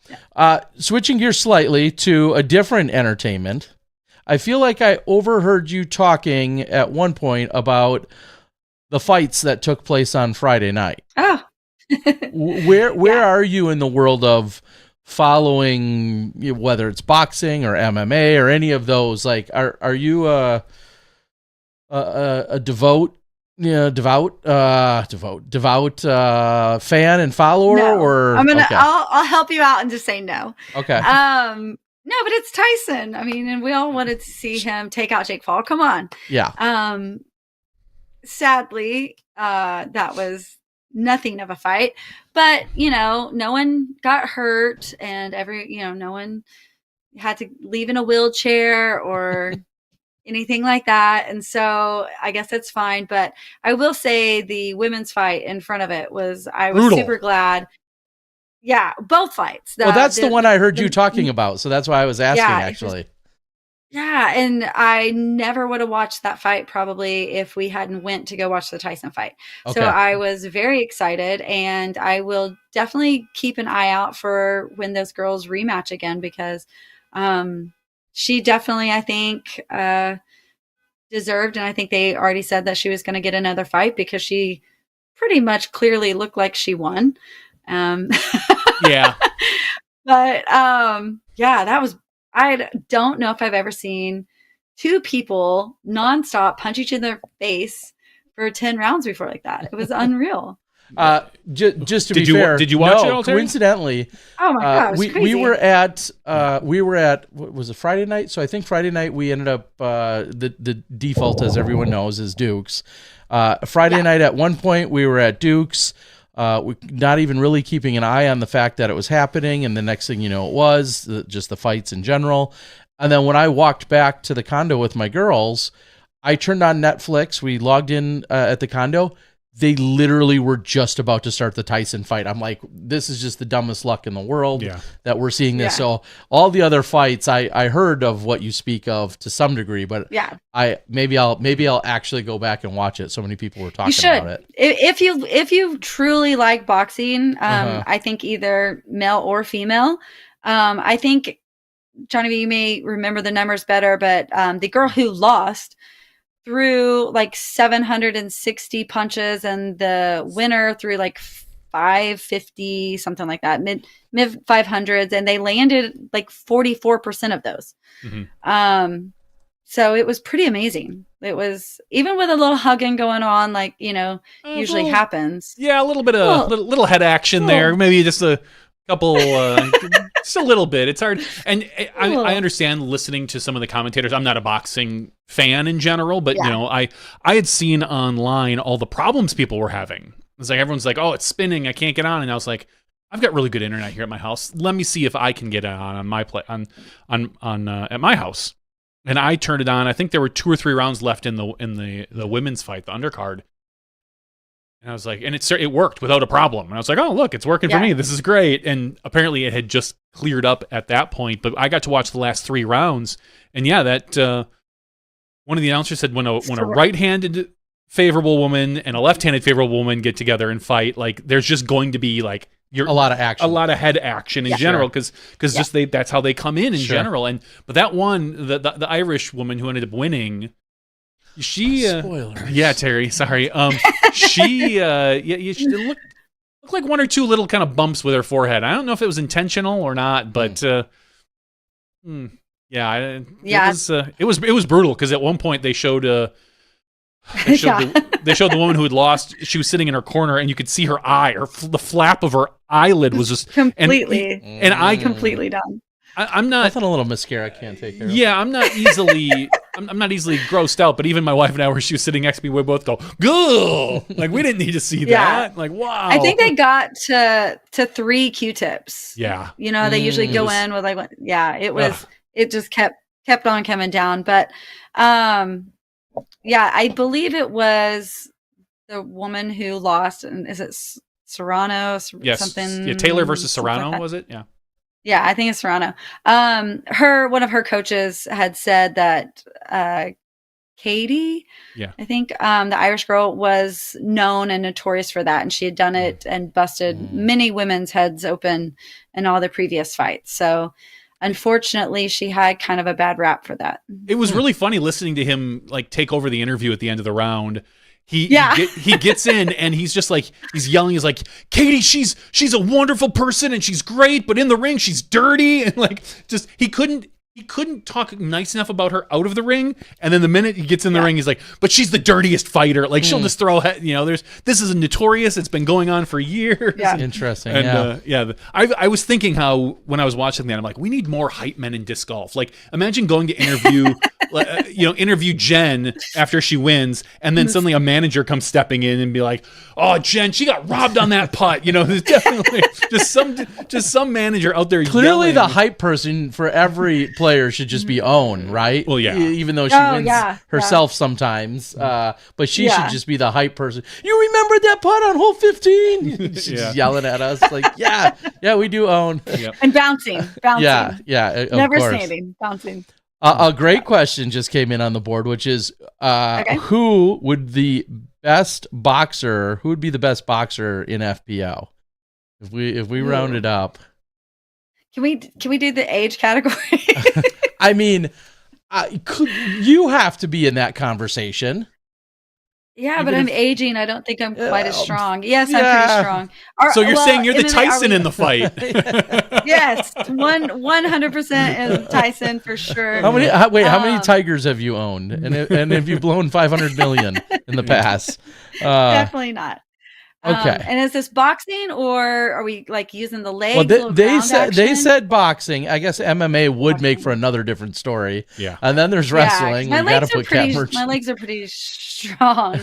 Yeah, for sure. Okay, so let's go boxing first, and then we go MMA and see if there's any overlap. Dang. Ella's wouldn't you want to get punched by? Who wouldn't I want to get punched by? Yeah, anybody. Like maybe that's I know, but like, yeah, but I mean, Merch is strong and crazy in her own way. I'm sure hers would come out pretty fast. I feel like Holland Hanley, being a former powerlifter, probably would have. Yeah, Holland and Ella. She's tall. She's got a reach. Both strong. Yeah, for sure. Yeah. Evelina works out like crazy. She's hitting the gym right now. I mean, went back and went straight to it. So I would think Evelina's super strong as well. It's a little shorter reach. Yeah. But I would think that she would have a pretty strong blow as well. So. Okay, how about MMA then? Who's grappling? Who's like who's on the ground? On the ground? Yeah, Merch. Okay. Merch is definitely crawling all over you and getting you in some sort of like chokehold. Okay. Yeah, that would actually be kind of fun. Probably painful, but yeah, I think Merch and I could grapple a little bit. Yeah. Okay. I mean, it sounds like a cage match needs to be set up. Maybe. I don't know. It's that could be very entertaining and then some. Is there anything? I know obviously you have some plans come March next year, but is there anything in 2025 that would make someone scratch their head or say, that's interesting? Like anything else calendar wise for you, events? She's playing trips? 30 events next year, so it could be. But is there anything that like really would like where you're like, oh, actually I'm going to play this random B tier in North Dakota that no one's ever heard of? Like, stuff like that. Is there anything that's you feel like is going to be out of the ordinary for us to see? Well, Probably not. Okay. I did just look at the list for the first time. I made my list yesterday. Mm, I'm trying to piece them all together. I hope to still maybe go back and play Jonesboro, even though it'll just be an A tier. okay. Hmm. I'm hoping to come back and play our tree bash, Yep. possibly, depending if I need a week off or not. That's one that Okay. I've been missing just because of the schedule conflict. But tree bash is always a nice, fun event. Hmm. Um, And you are going overseas I next year, right? You're going to I Worlds. am. When was the I last time, am. I or have you ever been over to Europe? So I went over last You, year, I was it believe, last year? with Okay. I think so. I know it all runs together. To do some a recording with Pulse. So I That's right. played That's right. just a few of the courses there in Finland. Not the ones that we would be playing for the tournament, but I did get in a couple of rounds. That was right after Worlds. Like you and I were, It was. right? Yeah, you and I were Yeah. both going overseas to different countries, but like a Yeah. day after, or you the night of like Sunday night, you I left from left the Worlds. night. Yeah, Yeah, I I remember. hit it immediately and was Yeah. so worried I was going to miss that flight. So Okay. made it. Okay. Um. Yeah, I think of some of the events. Yeah, obviously, there's so many events that are vying for the attention and trying to make a name for themselves, whether it's from the course that they have, or whether it's added cash that they have, whether it's coverage that they've had for a couple of years. Like there's all these different ways for people that are trying to, look for their spot on the tour. And if it's not the Pro Tour, maybe it's the Q Series. And if it's not the Q Series, they just want to be a logical stop where you're like, oh, I'm going from this point to this point, and in the weekend between, I can stop here. Do you have any words of advice? I mean, you have to pick and choose where you want to be, and you have to think more than just any one component. What are things that jump out? What should a TD be concerned about and thinking about when trying to attract big names, trying to attract new players? What are some of the things that stand out for you? I think if you are trying to attract the big players, unfortunately, it would have to be the Disc Golf Pro Tour events Mm-hmm. because everyone's trying to get into that championship to play for the big money at the end of the year. Mm-hmm. So I think most of the big name players will be trying to mainly just hit all of the Disc Golf Pro Tour events. But I think there's still an incredible amount of great players out there, some that might bounce in and off the tour, but that would love to go to a bunch of big A tiers. And I don't think that it has to be a Disc Golf Pro Tour to have an incredible, huge event. And I've told a couple of TDs and spoke with, our Las Vegas crew and the Santa Cruz crew that it's not a big deal that you're not a Disc Golf Pro Tour event. Like these tournaments have been around so long previously, and everyone knows that it's such a great event that you're still going to get a lot of returning players that just strictly go because we know that they run a good tournament and we know how much fun it is. We know that the money's there and they're not having to pay 30, 40, 50, $70,000 to be a Disc Golf Pro Tour event. So clearly there's going to be a lot more money that can go toward the players. So I think we can still go out and hit a lot of really great A-tier events. I had planned on it. That was kind of my thought before I looked at the schedule is this may be my last full year kind of like touring. I kind of miss work. I want to go play some events that I've never played before. But once you start lining them up, there's just really no off weeks. So I don't know if I'll get any of those in or not. I did look and jotted down a couple of events in Canada. I've never made it up there and I keep saying that I'm going to. So there was the RIP and there was another one, the Ontario, just maybe Canadian Championships or maybe something like that towards the end of the year. So I wrote those dates down. I have my, main list and I have a side list of some fill-ins. But I still will be flying back and forth. I've got still a sophomore in high school that we have got to pass classes. So I will not completely be on the road the entire time either. So maybe when I get him completely gone from, maybe not the house, but at least out of school, I can fully commit to a few more. But I mean, still 30 a year is pretty good. So yeah, I would say so. And you keep promising you're going to come play in Thailand one of these days. I am 100% promise I'm coming to Thailand. Yeah, it's. I just had a conversation with Luke, our tournament director over there. Him and I had a long chat last night at 1 a.m. because it was easy. That's 1 p.m. for his time, and just getting hyped and excited. Philo's making a return. We know already this year.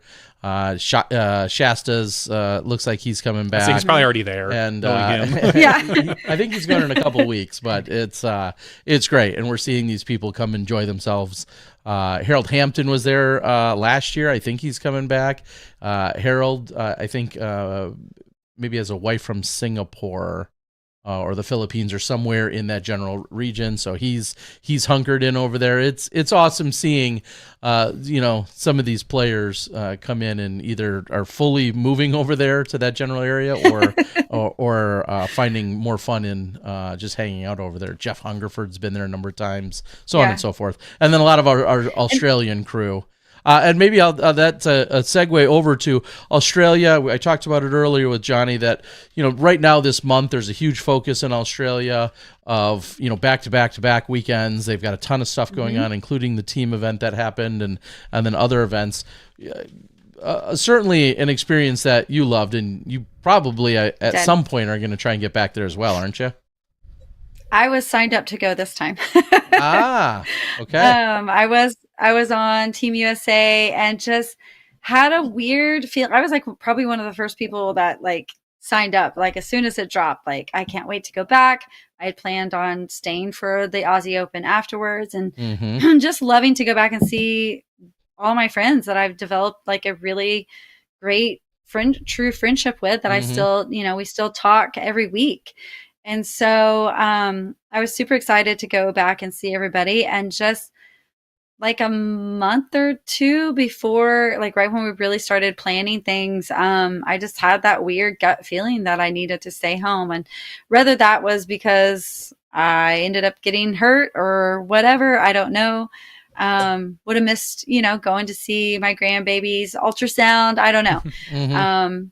But for some reason, I just had a feeling that I needed to stay. And so I dropped from that, and I will be back there as well as New Zealand. It's that great. New Zealand's getting a ton of players to go up there. I know Taylor's going this year, and then I just was texting Sophia, and she's looking at going back down or going there for the first time. So these other countries are really starting to attract all of the American players to go play.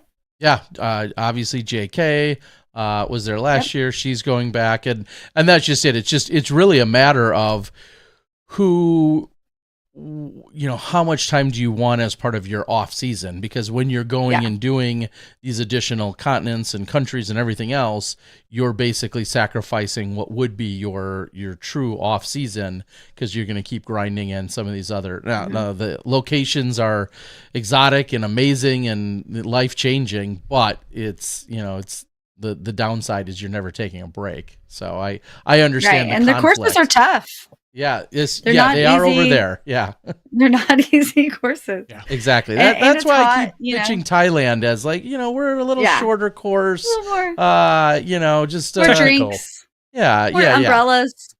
Yeah. Ring the bell, and next thing you know, a round of drinks is for everybody. Yeah, you just gotta make sure a coconut doesn't land on your head, and then if that's your biggest problem, you're doing all right. So, all right, Jen. That's usually what, February, mid-February. This particular 2025, it's essentially the last week of January.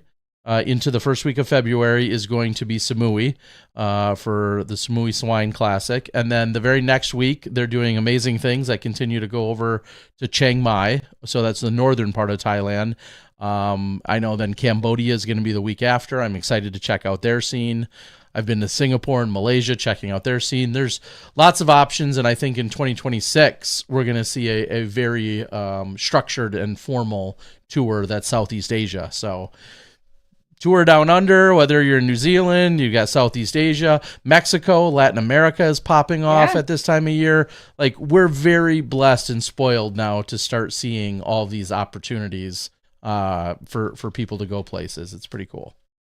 Yeah, there's a tournament down in Mexico that Tita signed up for, that she's trying to get me to go to, and it's just fitting them all in. It's hard, but it's definitely one of those things. It's just so hard, you know, that time of years when we have our big local events.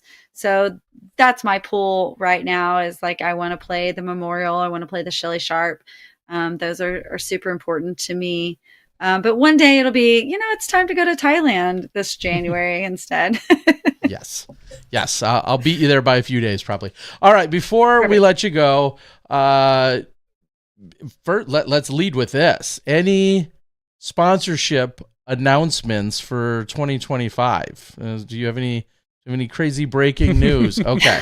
All right. Putting all the cards on the table. Innova. Yeah. I'd re-signed like a 3-year contract back in the day. So I have no contract that is up in the air. Okay. So with that, we know where you are for 2025. Any sponsors, supporters, friends, family, whomever, put it all out there of anyone you want to recognize, thank, or shout out or otherwise. Go ahead. Could not do it without Innova. Zuka and Grip have been supporting me, I don't know how many years now, and I definitely could not do what I do without any of them. And as well as everyone who buys our tour series and buys, you know, a Zuka cart and, you know, the grip bags and stuff like that go towards us. My Zuka cart gives me, if you go down and Zuka.com and get the Jen Allen cart, a major portion of that goes straight to me. So Zuka's been absolutely wonderful. And I don't see any changes in my future. I'm pretty loyal. So they take care of me, and I will always support them. So when will we be filming new Zuka commercials? When does that happen? The week before Memorial, I believe. Okay. So I have been trying to get the beach shoot for a few years now, because in Thailand. Well, sure. Well, Own actually really fought hard for Thailand, and I mean hard. I tried to be more realistic, and I was like, you know, Rocky Point is 3 hours from us. Okay. And so we could just drive all down there and be a nice little quick trip down to the beach. I do not believe that has been set in stone yet, but I'm still keeping my fingers crossed. But every year we try to do somewhere warmer. I got with Zuka originally because they came to Arizona to film the commercials. I was not sponsored by Zuka. I was sponsored by Grip. I was in healthcare still, and they gave me my incredible, it's actually sitting beside me, healthcare cart. And all of my healthcare friends were super jealous of my cart because it's the most perfect healthcare cart you can have. So that's how I kind of got started with Zuka. And then it was just Paul and I, we went to Minnesota to film, and it was like -20. And so then they're like, oh, we'll give you warmer. And so then we went to North Carolina. And it was still rainy and cold. And then last year we did Florida. And it was still freezing. Freezing. And rainy and cold. And so I told him that I am due a beach. So we went sense. That beach shoot. Yeah, a little Baywatch, you know, running on the beach, pulling my Zuka cart. I don't know. We could get a lot of fun stuff in that area. So I think Julia's Hasselhoff. That's an interesting. Okay. Well, if somehow they get shot and or edited, it'd be even cooler to debut one of those commercials maybe during some Memorial coverage that week. I know it's a quick turnaround for editing. I'm just saying. Yeah. All right, Jen. Well, I can film it with my phone, Terry, and there you go. Upload it. We could make something work. If Zuka wants to make it work, I can make it work come Memorial. I've got to get some stuff figured out with those guys for how we can possibly get as much footage out at Memorial. I'm not you're going to be at the Memorial, and then you fly straight from Arizona? No, I think there's going to be almost a full week, or at least a few days this time. Typically, I have gone right from Shelly Sharp out there, but Yeah. this year it won't be as quick of a turnaround. So Nice. but Memorial's a killer week, and we need to get some stuff situated if we're going to have that level of output, which I thank you very much for helping the last couple of years on commentary. So, all right, Jen. Absolutely. Well, congrats. It was a super fun day, super fun weekend. It was awesome watching you play some great golf. I know you got plenty of golf left in you for the remainder of the season, and we'll keep an eye on it. But looking forward to. I'll see you in like a month. Yeah. When's the footage? When is? It got edited. When can the people? Be, yeah, they're it ready. could be as early as tomorrow.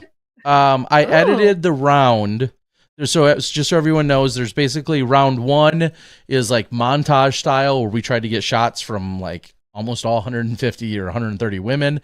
That's more beastly to edit, honestly, is just finding all the different shots and then cutting them up. Your actual golf, I fully edited yesterday. So I'm excited to say that. Now it's just a matter of getting some graphics and getting some other things wrapped up on it. But it'll be out within 48 hours. I'll say that much. Awesome. I can't wait to share it for you. I appreciate it. So thank you very much. Congrats. Like I said, awesome seeing you. And I'll see you in a few weeks back out at Vista for the Big Arm Challenge. I might be there. We'll see. Ooh, the Big Arm? Wow. No, not the Big Arm. No, the Memorial. 2 months. 2 months for me. You might as well just get a condo, for good here. I'm working on it. We'll see if we can make it happen. Did the girls have a good time? They did. They had a really good time. We got some scooter rides in, thanks to Dan and Robin. We got scooter rides in on Sunday. We got a little bit of shopping in. They got finally some decent weather. When it was all said and done, it was an incredible weekend. Perfect. Little tired come Monday morning school, but they made it work. That's part of what you got to do. That's right. All right, thanks again for joining. And if we get more news, come PDGA Radio or other stuff, you know where you can share it, and we'll be happy to support it as well. Awesome. Thank you guys so much. Have a good night. Thanks, you, Jen. See ya. Jen Allen, your champion this weekend. Phoenix Ladies Open. Not gonna lie, I was watching, just wrapping up, kind of gathering some shots from round 1, and then all of a sudden I look, because I wasn't on that course, I was at the other course getting shots, and I looked at the live scoring, and I was like, Jen's not gonna make lead card. She better get it going here. She struggled. She had a 7 with some OB action during round 1, and that obviously erased quite a few of the birdies she picked up. And there was only a couple holes left to play, and I'm like, this doesn't look good. This doesn't look good for Jen. And then finished strong to get onto that lead card and make sure that we got all of her shots, and then ultimately the comeback victory. So there's more. And I've got some exciting little pieces put in there. So I'm excited for you guys to watch the coverage. And thank you guys for supporting. And I know places like Patreon are the best possible way to support some of this coverage that otherwise maybe doesn't get hundreds of thousands of views. So I appreciate all of our Patreon supporters, just like I do here on our podcast. All right. I had something else really specific that she prompted me for, and now I'm forgetting what it was. You'll probably remember in the after show to the tournament. So I could, if I remember, I could bring it up in the after show. I don't know. Do we have anything else that's necessary for coverage of during our regular show right now? No, it's pretty quiet in the world of disc golf, Terry. Kind of nice. Obviously, there's going to continue to be conversations about sponsorship stuff. I heard a few whispers today. As usual, if I'm not supposed to be sharing them, I won't be sharing them. But there's some whispers of things going on with sponsorship. Scott Stokely made a post a few hours ago saying he's going to be doing his Christmas gathering where he's inviting people on. So if anyone wants to tune in during Christmas time, that's pretty cool. I think he said it's his 5 years of doing fifth it. Anniversary of so doing his fifth anniversary of doing it. So that's something that's pretty cool that's seen out there. China is hosting their first A-tier this weekend. One of the gentlemen reached out to me and made sure that it was on my radar, which is awesome. So really excited to see, obviously, a very underserved and untapped market is over in that, we'll say, general region, but specifically in China. So I'm pretty excited to see how that's going to turn out and if they can gain a little bit of traction. I already talked all about Thailand and the stuff that's going on. If you're thinking about registering, please go out there and get registered. You should be looking at your flights. You should, if you need any advice or ideas regarding any of the lodging or just where some things are located relative to other things, I'll put it this way. There's no shortage of lodging when you're there, and you can spend anywhere from barely being there at $2 or $3 a night all the way to $102 a night. But most of your places in your $30 to $40 to $50 range are going to be more than sufficient for disc golfers. So, but if you have any questions, and as Tim said on the board earlier, I got to get my passport renewed. That's always a good idea, is to make sure that it's good to go. Because a lot of places, if it expires within 6 months of your return, they essentially almost treat it like it's already expired, which I don't fully understand. I'm sure there's some logic to that, but make sure you have plenty of space on there. I'll say this, with everything that's going so digital these days, it's not as fulfilling. You don't get as many stamps in your passport book as you used to. Like, that used to be one of the most, like, because they give you all these pages and they're stamping it and they're writing a little, entry and departure and all these things.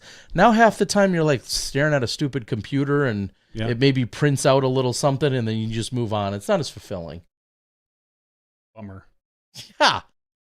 The problems I have. That's very sad. FYI, the China event is the 2024 CDGC Panda Cup Throwing Frisbee Open, based on the Google Translate that I did. Okay. So, and 137 players signed up.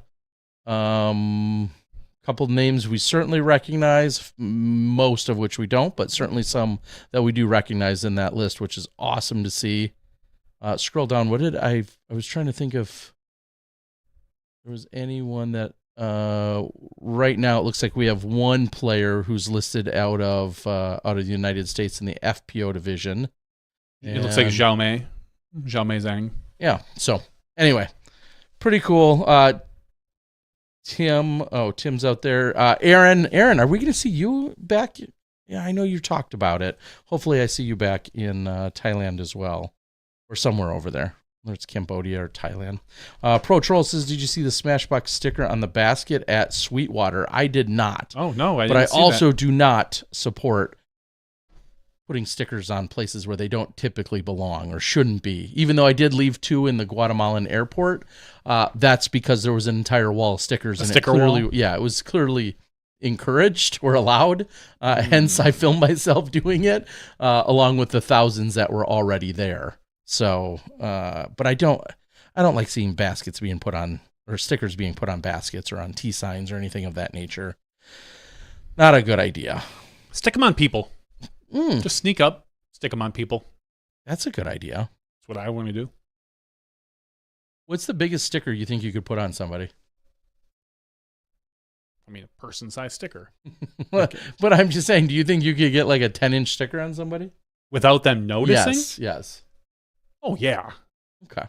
Yeah, you just like pretend to bump into them from the back. You're like, oh, whoops, sorry about that. And then you have a 10-inch sticker on their back. Okay. Yeah, no, that's...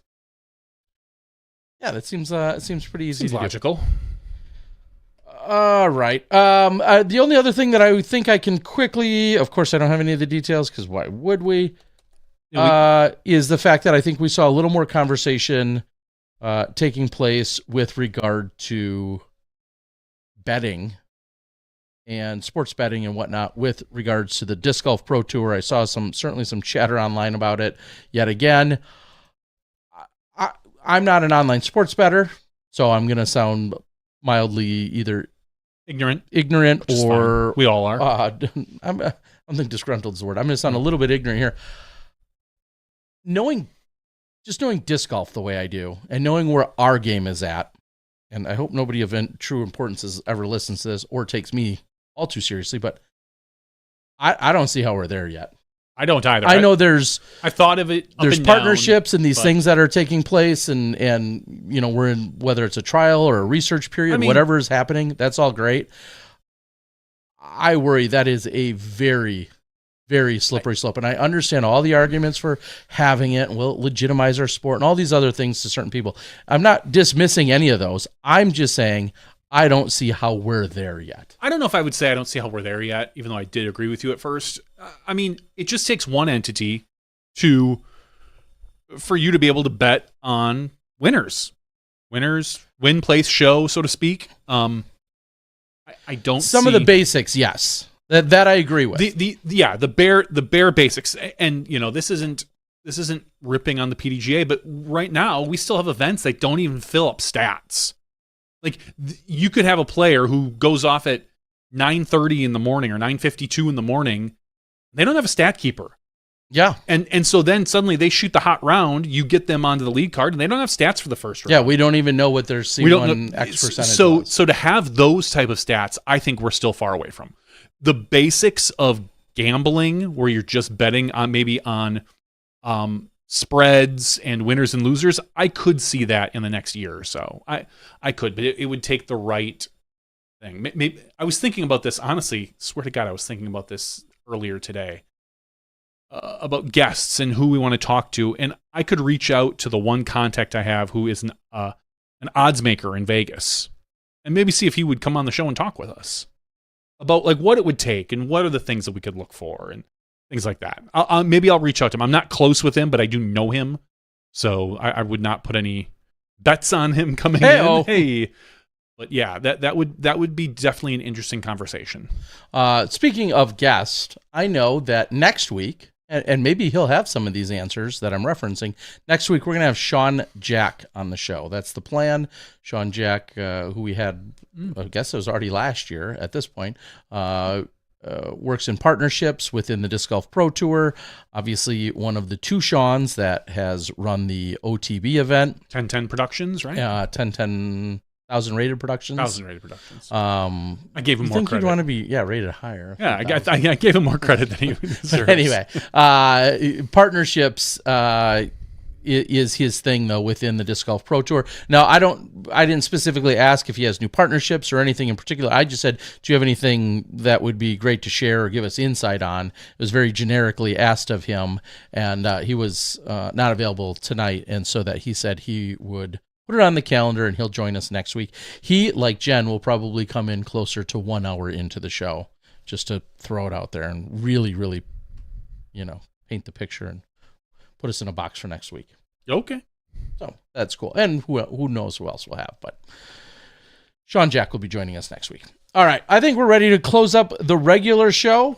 In doing so, I'd like to thank you guys for joining us tonight. We want to thank Jen Allen for coming on and giving us Grandma Jen.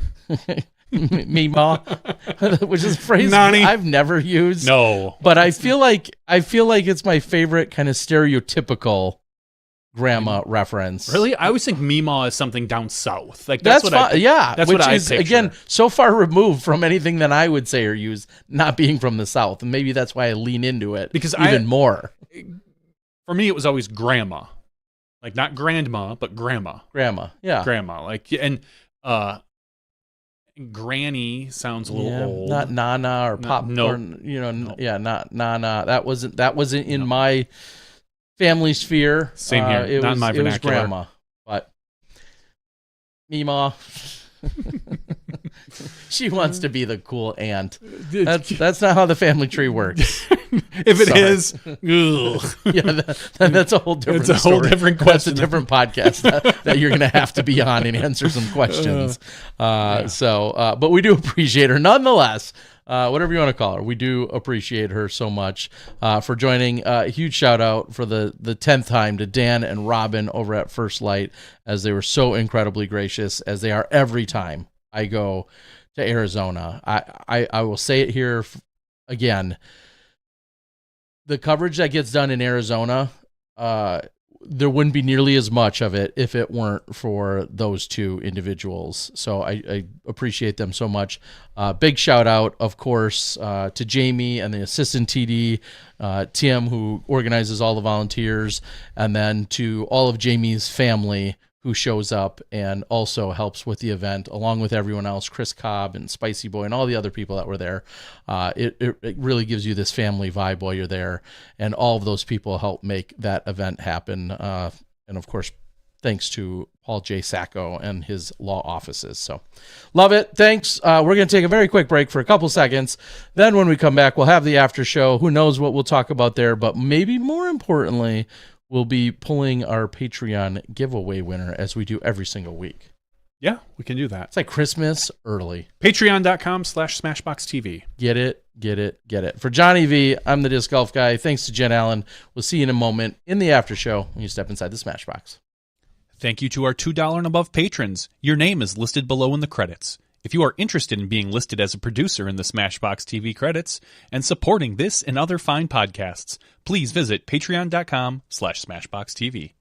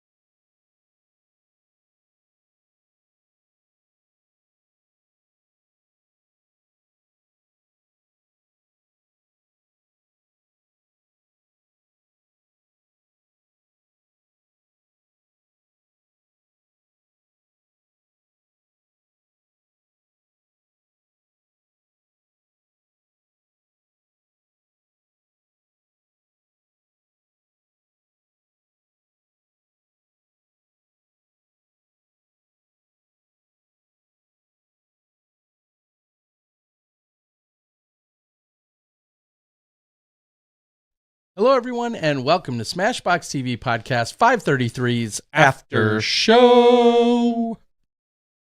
We will not dance around for 10 rounds and not get hit. We'll definitely get hit if we dance around for 10 rounds. Or it was only 8 rounds, actually, but the Tyson fight. Yeah. You said you watched it, right? You nor I know almost anything about boxing. Correct. What was more interesting for me personally was to try to, and you want to talk about generations, was to describe to my two daughters, who are 13 and 16, to describe to them the legend that Mike Tyson was. In terms of his physical prowess, but then even all of the extracurriculars that weren't all good, especially when you talk about the money that he ultimately pissed away, for lack of a better term, the lavish spending, the fun he had, the serving time, which is crazy how I feel like that is like glossed over these days. That is so far buried. And his issues with Robin Givens. Head of the class. I mean, no. She was the star of that, right? I think she was. Yeah. To me, and of course, he served his time. He went through the judicial system, all of that stuff. But yet that is completely, glossed over. Then I guess there's also that question of like, how long do you let any one given scenario define you? Whatever. But just to describe who Mike Tyson was and what he meant to boxing, and then even bringing him a little more present day with appearance in a movie like The Hangover or whatever, like, that was all an interesting road. And then, of course, my daughters, 13 and 16, like myself, have then some familiarity with then Jake Paul and the Logan brothers as well. I never told you this. Last weekend when we were filming in South Carolina, my cameraman, my fellow cameraman operator, who then also stayed with me, he's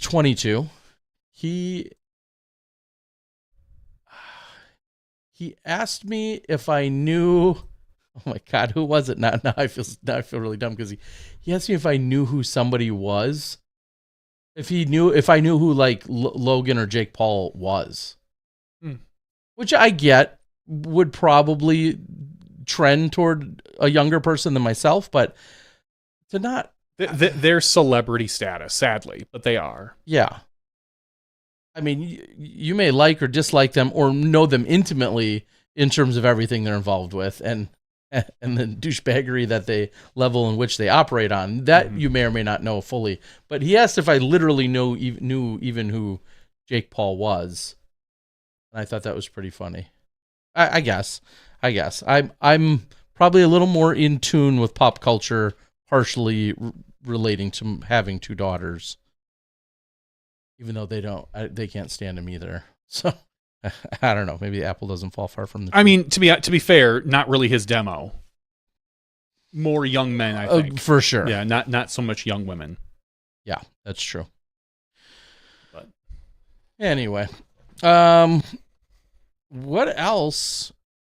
Oh, one thing I didn't see on Sunday as we were enjoying some of Arizona was it, until the last moment did I see a highlight.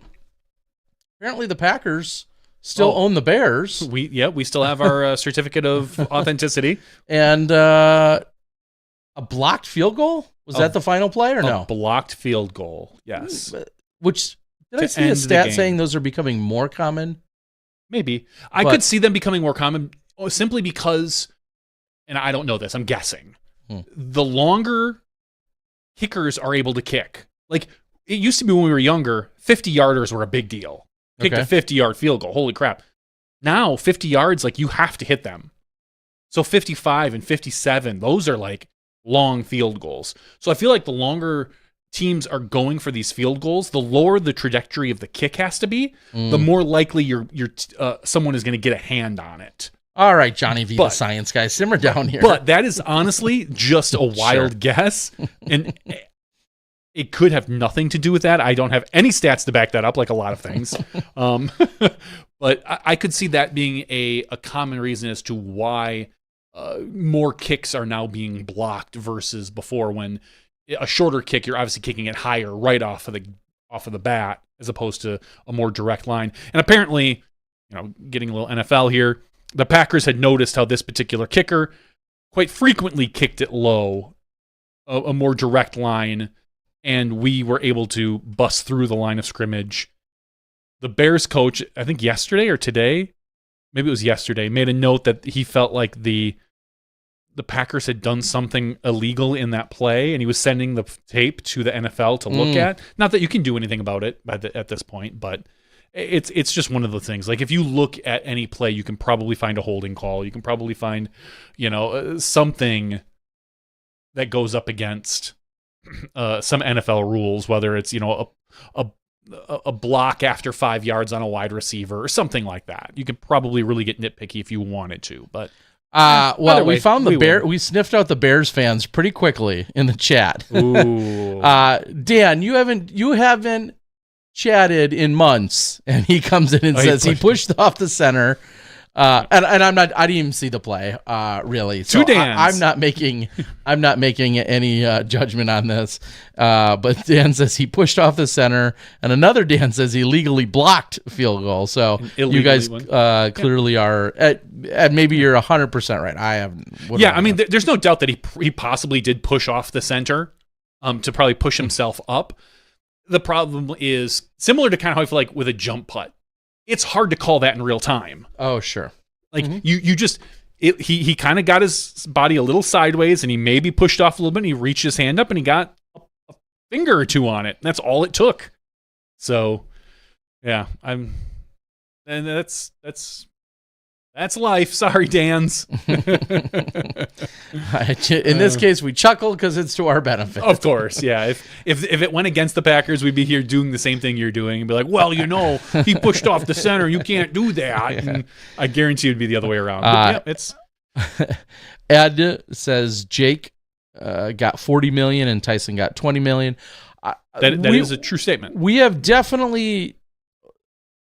and I'm going to say this without attempting to be political, but we have definitely now just gotten to a point where everyone will question everything. And as far as like whether Tyson threw the fight or versus whether Tyson threw the fight, was there a contract that stated certain things? Of course, people are saying that there is. Apparently, again, because it was a did you do your own research? I did all my own research, Terry.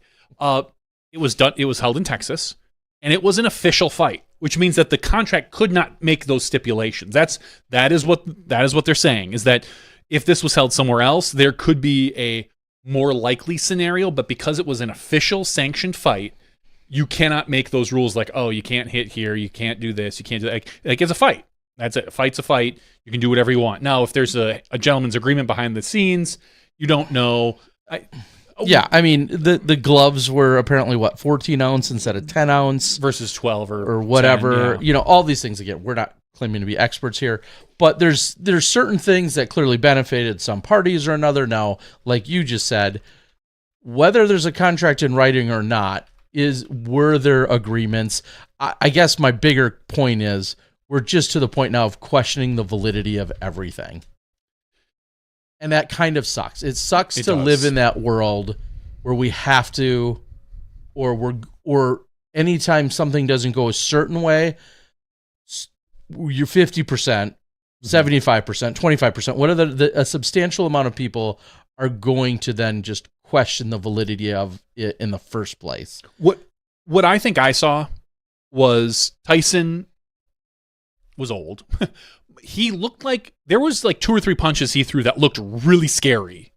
Like we're just like, you're like, oh crap, that's like kind of almost like the old Tyson. They were just so fast. You never saw that from Jake Paul. But clearly Jake Paul's younger, was able to kind of wear him down. And it kind of felt like after he got to like the 5th or 6th round, Jake Paul knew he had it. Like he could just sit and jab and come back in and out. Tyson couldn't keep up. And Jake Paul, as much as, the whole thing, all those people kind of just disgust me in general, I think he kind of did the honorable thing and just let Tyson go. I honestly don't think he tried. He probably could have gone in and attacked Tyson, and I don't know if Tyson could have defended him. Maybe he gets lucky and Tyson gets a shot in and knocks him out, and he was just playing safe. I think Jake Paul just kind of sat back and just let it go. That's how it felt to me, where I feel like Jake Paul could have probably done it. And to be fair, as Tyson even said, 8 months ago, he almost died. Yeah. Literally, he was on a plane, had some sort of health issue, and it took him months to recover. So, granted, he is a 58-year-old man, but he's a 58-year-old man who almost died 8 months ago on top of that. Not that he was going to win either way, but it was definitely interesting. And I can't believe, literally, I wasn't going to watch it. My wife and I sat down to watch Apple TV. And I went to stream Apple TV, and it just kept giving me an error. And I was thinking, like, why is there an error on Apple TV? Like, I just want to watch Silo or what else? Shrinking or one of the other shows we were watching on Apple TV. And that's when I pulled up my phone to test something, and I happened to see Facebook, and I happened to see these things. So we turned on Netflix, and I'm like, oh, I wonder if Netflix works for me. Sure enough, there's the fight, and it was working for me, as opposed to a million other people who and it's funny because it did buffer for me. Buffered twice for me. That's it. When again we were watching it in Arizona at the Airbnb, logged in, and I'm like, wait, is that us? Is that my internet? Is that what was happening with us? It was such an interesting experience to see as it was happening, and then probably like so many others wondering, well, yeah, is it just the internet, or is it something on their end? Is there something that's going on there that's causing it? Yeah, because there were millions of people complaining about the buffering earlier in the night. And like I said, when I turned it down, it was like 3 rounds left of the women's undercard. That went really smoothly. I think it was the 2nd or 3rd round. My system just started pausing and buffered. And I was like, oh crap. All right, well, here it is. I rewound it for like 10 seconds. I hit play. It was fine. And then at one point I hit live, and it was great. It lasted throughout the rest of the fight for me. And then it got to after the fight, everyone knew who won, but they hadn't announced it yet. They were just about to announce it and interview Tyson, and it froze again. And I was like, yep, I'm good. And I never bothered to go back. So I was obviously fortunate in that it didn't have any of that. Just enough of the flexing, both Apple TV and Netflix. We're not all that privileged. Jeez. God, super down over their money bags. Yeah. Must be nice. All right. Ed says, I switched to my phone and it seemed to be much better. It's just... It's so hard to say because, they said 60 million people streamed it. 60 million. Some of the funny things I did see related to disc golf were people saying, look at the disc golf network, and they showed a blurry image in the woods, and then look at the Jake Paul like this, and they showed a blurry image in the ring.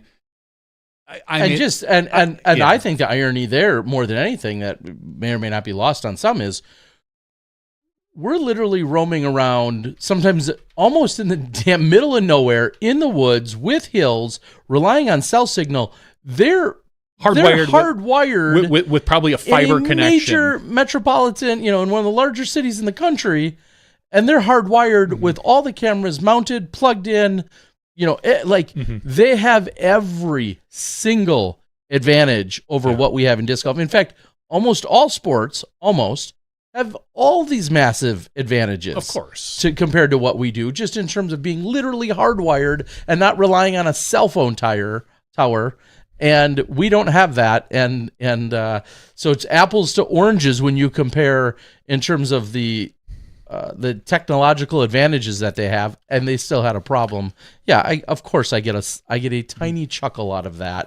Of course, just knowing, and it's not to make any excuses for things are any shortcomings, but live is hard. It's funny because it's clearly two different issues with us versus Netflix, and for us it's actual getting the signal out from the cameras to the people, and it's at the camera level for us, so to speak. It's the cell signal. For the live distribution of Netflix, it was the distribution. It was somewhere after the cameras, after the producer, after everything else that went to the people. And again, 60 million people. Tim Courts on the board says that he doesn't have a lot of confidence in the NFL for Christmas because the Netflix has an NFL game or two, I believe. Sure. And I'm less worried because this was 60 million people worldwide watching this fight. The NFL, I think you're going to get 20, maybe 30 if you're lucky, million on Netflix Christmas for the NFL. It's half the people. I think Netflix will be fine. I don't know. Again, it's just live is so difficult because there's so many little tweaks between your ISP provider versus how Netflix, because Netflix has like little facilities all over in like every ISP in the country practically that just normally sits and stores movies. So when you stream it, it's quick and it's nearby. You can't do that with live. No. With live, it's got to come from a source. And again, it's who knows what the problem was ultimately. I think it was on Netflix side. It's hard to say. Maybe it was an ISP thing, but there's just no way to know. Someone over there maybe knows, but someone at Netflix definitely knows what's going on and is answering somebody some got questions. their ass fired too, but it is not coming out into the open because I've been watching.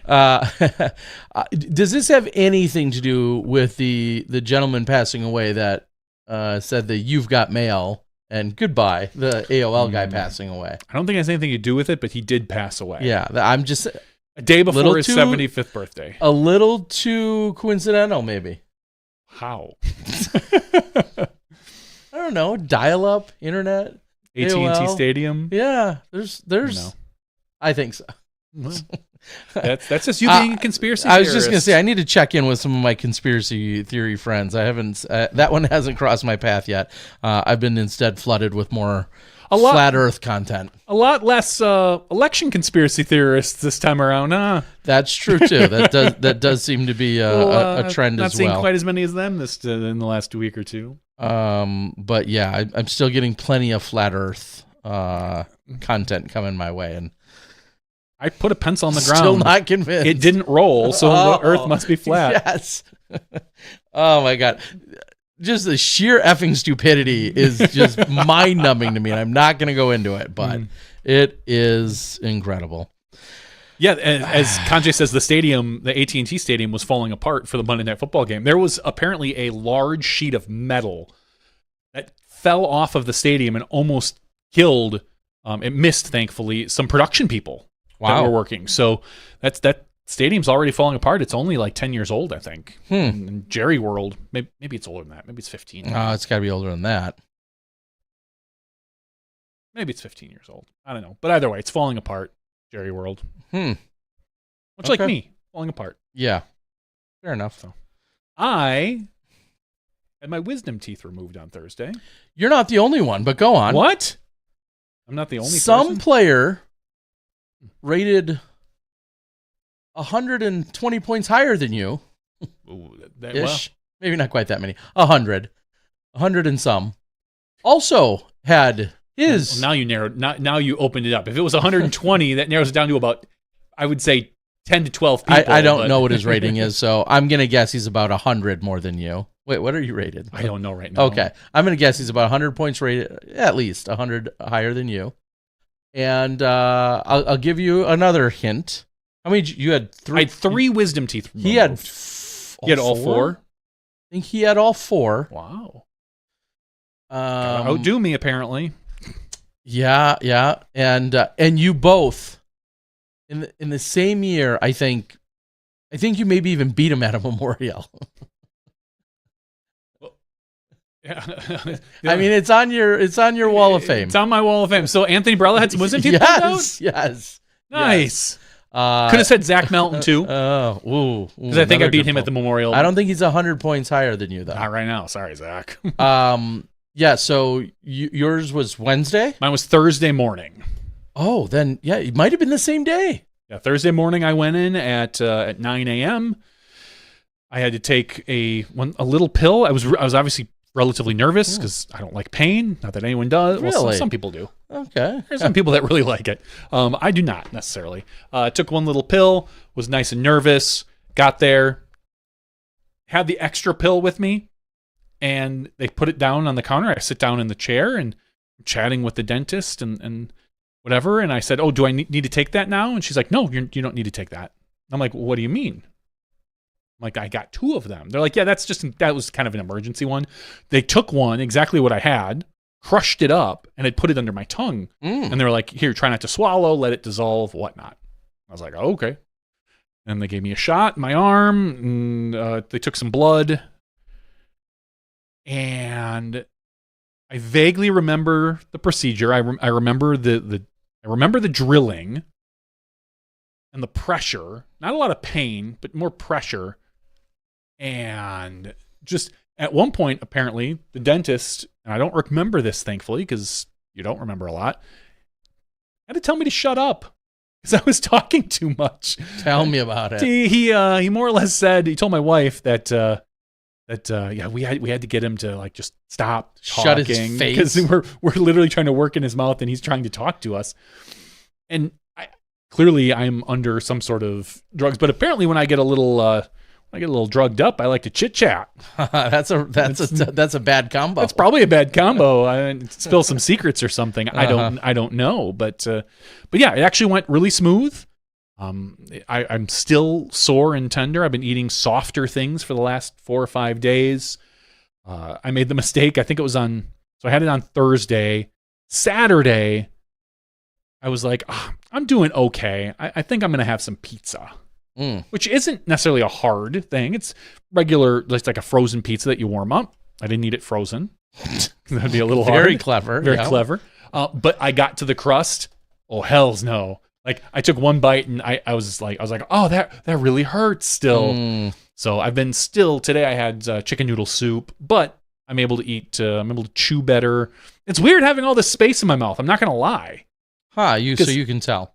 I can tell when I chew because I'm used to chewing with the wisdom teeth way in the back. Now there's nothing but gum there and holes. There's a few big holes there.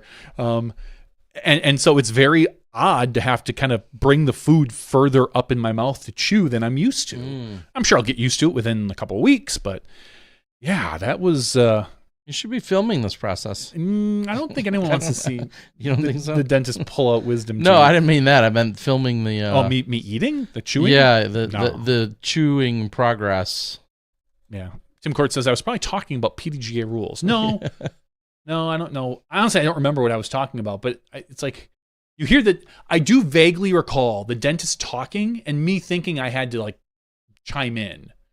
So I don't know how much I was talking that they had to tell me to shut up. If it was a lot, if it was one time, I go back for a checkup on Thursday morning, and I'll ask him then. I'll be like, "So what was I? Was I really that chatty? You had to tell me to, zip it there, smart ass, or what?"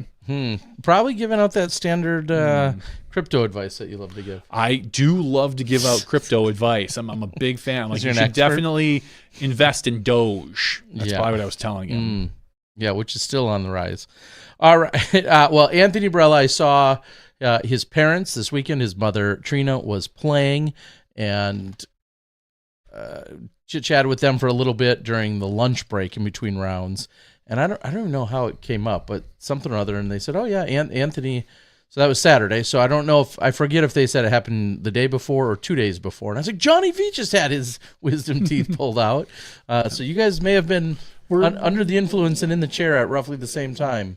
No, probably not, because he's an hour ahead. Unless, I guess if he did it behind. If he would have done maybe his right at 7 or 8 a.m. maybe. Either way, maybe we're wisdom teeth bros. He wasn't fully coherent. I forgot what Jason said that his remark, but he had something that wasn't fully coherent upon waking up either. I don't feel like I was ever incoherent. Like, I think that if you ask me questions, I was coherent enough to answer properly, but they definitely didn't want me driving. Which is why my wife had to be there for me, which is great because the next day she had a medical procedure that I got to drive her around for. Aw, isn't it cute getting old? We scheduled them together. Actually, we didn't on purpose. We didn't purposefully do it. It just happened to work out that way. So, yeah. We're talking ailments here. Oh, we're talking old people things. Well, actually, getting your wisdom teeth isn't an old person thing. That's like usually like a 19 or 20 year old I was just going to say, AB is 24. Yeah. And you're almost the inverse of that, and then some. I literally am. Okay. Yeah. Almost double his age, but thanks. Yeah. So, yeah. As you said, it's just funny that it's, two very different times in your lives for the two of you. Kanjay, Tim Courts was talking about like eating soft things and saying yogurt is good, and I say I hate yogurt. Kanjay asks why. Not even the fruit flavored stuff. I don't like the texture of that food. I'm not a big fan of like yogurt. I don't like pudding. I don't like just that type of like just putting something like just wet and slimy in your mouth. So you don't like Bavarian filling. No, gross. Yeah, those are the best. Yeah, no, Bavarian. I don't mind like a good sugar like cream filling. It's okay, but like anything like wet and slimy, no. Now I do have Greek yogurt every morning in my smoothie. I'll drop it in a smoothie, blend it all together with frozen berries and a banana and stuff like that. That's fine as an additive just for the nutritional value. But no, I would never like cottage cheese. Gross. Like cottage cheese is gross. I mean, I don't know. It's all the same kind of texture to me. Like I don't. It's like that. No, but cottage cheese has like chunks and lumps in it. Yeah. Pudding shouldn't. Potato salad, no. Like that's the same thing. Good to pudding, yeah, definitely should not. No, but none of that stuff is really. It just doesn't do it for me. It just kind of. Yeah. No. Good question. How is a smoothie different? It's not that much different. I agree. I think his logic kind of goes out the window. I think it's way different. Now, if I could drink a yogurt through a straw, I might find it different. But like, I don't know. It just, there's something. Depends on how watery your yogurt is. Yeah, there's something about the texture of it, and I do like a really nice cold smoothie, which is one of the reasons. My wife doesn't love it when I make smoothies as much because I tend to put more ice in them because I like a nice thick, like really. Almost ice creamish cold smoothie, and she's just like, because I complained the other day. I'm like, why is my smoothie like not as cold as I'm used to? She's like, I only put in half the ice cubes that you do. I'm like, well, why? It's not cool. Not cool Literally. enough. Yeah, exactly. Yeah. So Makes perfect sense. I listen. It's all the weird little things in life. Yeah, it is. I'm excited. You want to talk about getting old? I'm excited. I'm going to be hopefully getting some new tires. Apparently, tires are expensive. And Strike. Tell me if you guys knew this. Apparently, 19-inch tires are an odd size or a semi-unique size, is what someone told me, which doesn't help the Which overall vehicle? cost. What's that? Which vehicle? On my Mazda 6. Okay. That's just what somebody told me. You and I know. We know more about cars than boxing, but combined, that's still close to nothing. Yeah. So somebody had said that doesn't help. Obviously, tires have gone up considerably. I remember when, again, call me It was old. like $200 a tire. Oh, yeah, now they are. I remember when tires were like $100 a tire. Depending on where you went. Yeah, if you went, maybe I'm crazy, but that's what I thought I remembered.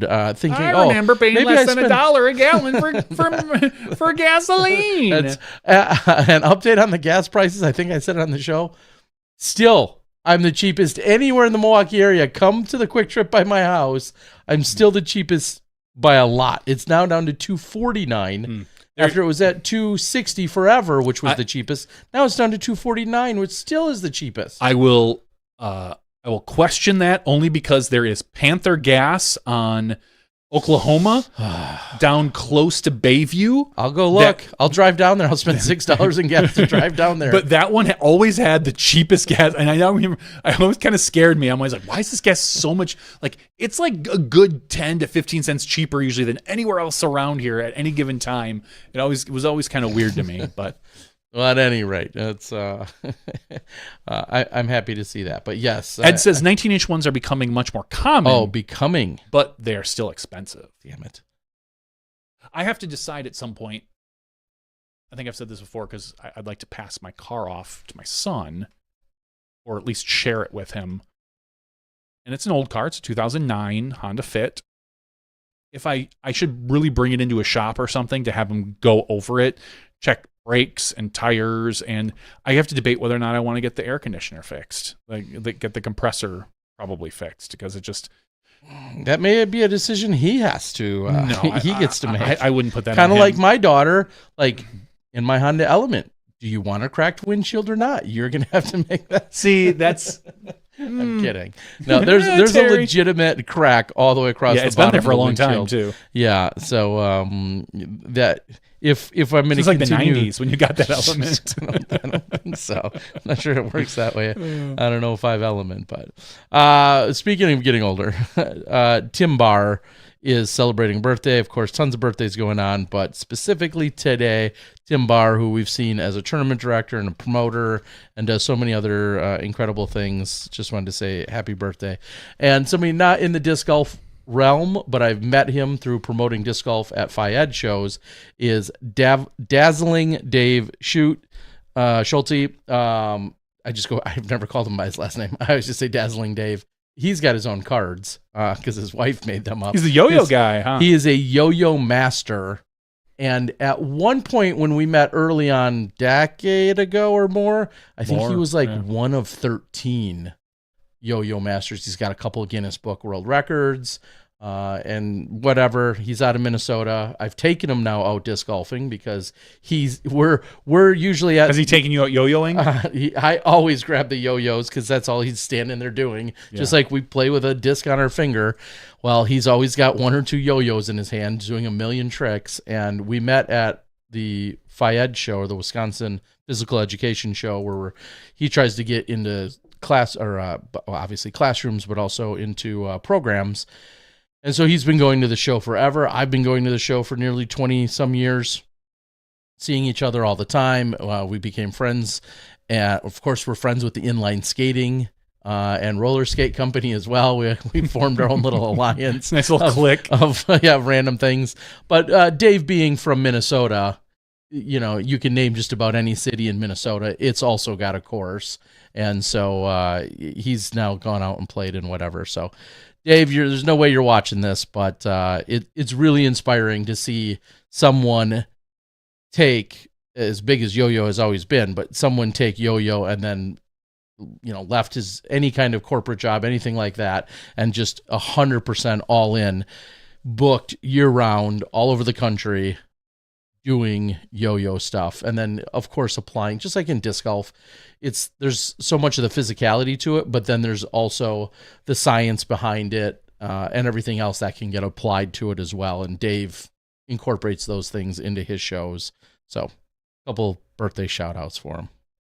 Yeah, we'll go with that.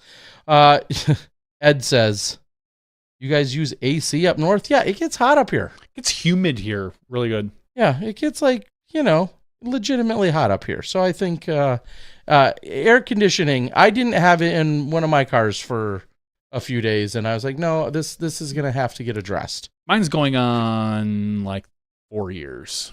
I'm too fat for that. I just usually crack a window or roll down a window, but still too fat for that. The downside is like when you want to defrost your window or something like that, like I get in from whatever, working out or whatever, and it's just, you're like, everything's so hot, you kind of want to hit the air conditioner a little bit, and it's just not there. So yeah, I have to make that decision. Okay. Well, I think we can make the decision of pulling a name or a number that correlates to a name. Probably corresponds to a name, and we can get our drawing done, and then we're going to get out of here. That sounds like a great plan, Terry. Patreon.com/SmashBoxxTV. If you want to be eligible for our weekly giveaway, you can do that, but just by signing up and supporting this podcast. Every person that supports this podcast is our best friend. Yep. And we owe you at least a big hug if we ever see you. Just come up and... If you want one. I had a competitor this weekend. She said, I'm a huge fan of the podcast. Thank you, guys. I said, I appreciate it. She didn't initiate a hug, therefore I wasn't going to. I would have obliged, but I'm also not going to initiate. Probably didn't know it was an option. That's fair. All you have to do is go up to Terry, whisper in his ear. You have to and proclaim this is for you or this is for Johnny. Because I take him by proxy. Exactly. Because I'm out there more. And then he'll hand them off when he gets here. It's awkward, but yeah, it works. You just come up and go like, Patreon, big hug. And Terry will just get you. Yeah. So, or myself if you happen to see me. So anyway, patreon.com/SmashBoxxTV. We have 121 people eligible for our giveaway tonight. Terry, what number should we generate? It was the 18th PLO. Okay. The first time I remember Jen Allen winning it, so let's pick the first number. All right, the very first number. Our very first I've number. Seen lots of winners at that event. Guess at what the number is going to be, or no? I'm going to say I'll give you within 10. I'll give you a 10 up, 10 down. Well, then it still doesn't matter what number I pick, but I'm going to say, unless I'm an idiot and pick like 117 where you can't go. Yeah. No, I'm going to say 109. That's the number that popped up in my head first. All right, 109. The number is actually... that would be... 109! God! Sorry for yelling into the microphone. Holy that's scary as F. I'm sorry for yelling into the microphone. It was literally 109. It's on live. It's live streamed. Oh, wow. That is effing insane. Go buy yourself a lottery ticket, Terry like Miller. I have like a weird tingling in my body. That is crazy. I don't know what to say. This feels weird. 109 is Tim Glass. I think Tim won like last week or the week before. I think we got to pick it. Let me double check. I don't. If he just won, we can. Yeah, we'll redraw a number. You might keep fucking guess again. Yeah. Tim. Okay, good memory. Tim won just 2 weeks ago. Okay, we'll do another one. Sorry, Tim. Hope you understand. Yeah. Oh my God, I feel weird. All right, Terry, can you do it again? No, I don't want to because okay. Well, let's just say I got it right, but then people are like, no, this is for sure rigged. Right. But for the sake of just doing it, let's say I'm gonna go 32. I was gonna say 72. All right, generate. It is 15. Okay, that almost makes me feel better. We didn't get it. Yeah. Oh my God, that 15. That is insane. That was crazy. 15. 15 is Brian Chamberlain. Congratulations, Brian Chamberlain. I did sort them by email address this week, so that's why the B's are up at the top. Brian Chamberlain. Yeah, thank you, Brian. We will we'll get that to you, Bryant. Terry's at a loss for words. I am. I feel very weird. Like there's a weird thing. Edward says it's rigged. Like, go play the lottery, Terry. That is a fair Kanji says that's insane to make. It is absolutely a fair comment to make, and it is not true. I have no. That's just nice. I mean, no. I don't even know how I would rig that. Yeah, or I'd have to build a whole random.org website that looked just like it. So when I hit a generate a button and then tell you what number. Just so we can still give something away. It'd exactly. be different if we're like, okay, no winner, and we're keeping the $1 million jackpot. None of that happens. Also, we pick a guy who just was picked. Yeah. Wow, nice job, Terry. That is so weird, though. I mean, you have a 1 in 121 chance. I know. Yeah. Even my computer screen's like glitching out in a weird spot now. A new weird spot. And yeah, you already have one band up and down. That's kind of freaky. Now on the bottom. You just need a new laptop, apparently. I know. Well, can't do it without Patreon. Well, maybe if you just go to source and guess numbers. There's going to be no more footage unless. No. Wow. All right, we need to end on that, Terry. I guess we do. This feels weird. I want to thank everybody for joining us. As we said, things are a little slow. It's great we already have a guest for next week, and we may even have another one in addition to having Sean Jack. But I know Sean Jack was certainly a fountain of knowledge and information that a lot of people really loved when we had him on roughly a year ago. So I'm excited to talk to him about whatever things you either have or stuff that comes to mind for us. And then maybe we'll find one of the winners or somebody from this last weekend. We will be wrapping up the Q series stuff as well. So maybe it will be one of those competitors. Who knows? But thanks for joining. Thank you to Jen Allen for all the insights and the great conversation in the regular show. Thank you to all of our Patreon subscribers. That's for both here on Smashbox as well as all of you that support my Patreon, my other Patreon over at the Disc Golf Guy channel. Again, we couldn't do what we do without you guys and all of that support. For Johnny V, I'm the Disc Golf Guy. 109 is the number here on podcast 533's After Show. We'll see you next week. You step inside the Smashbox.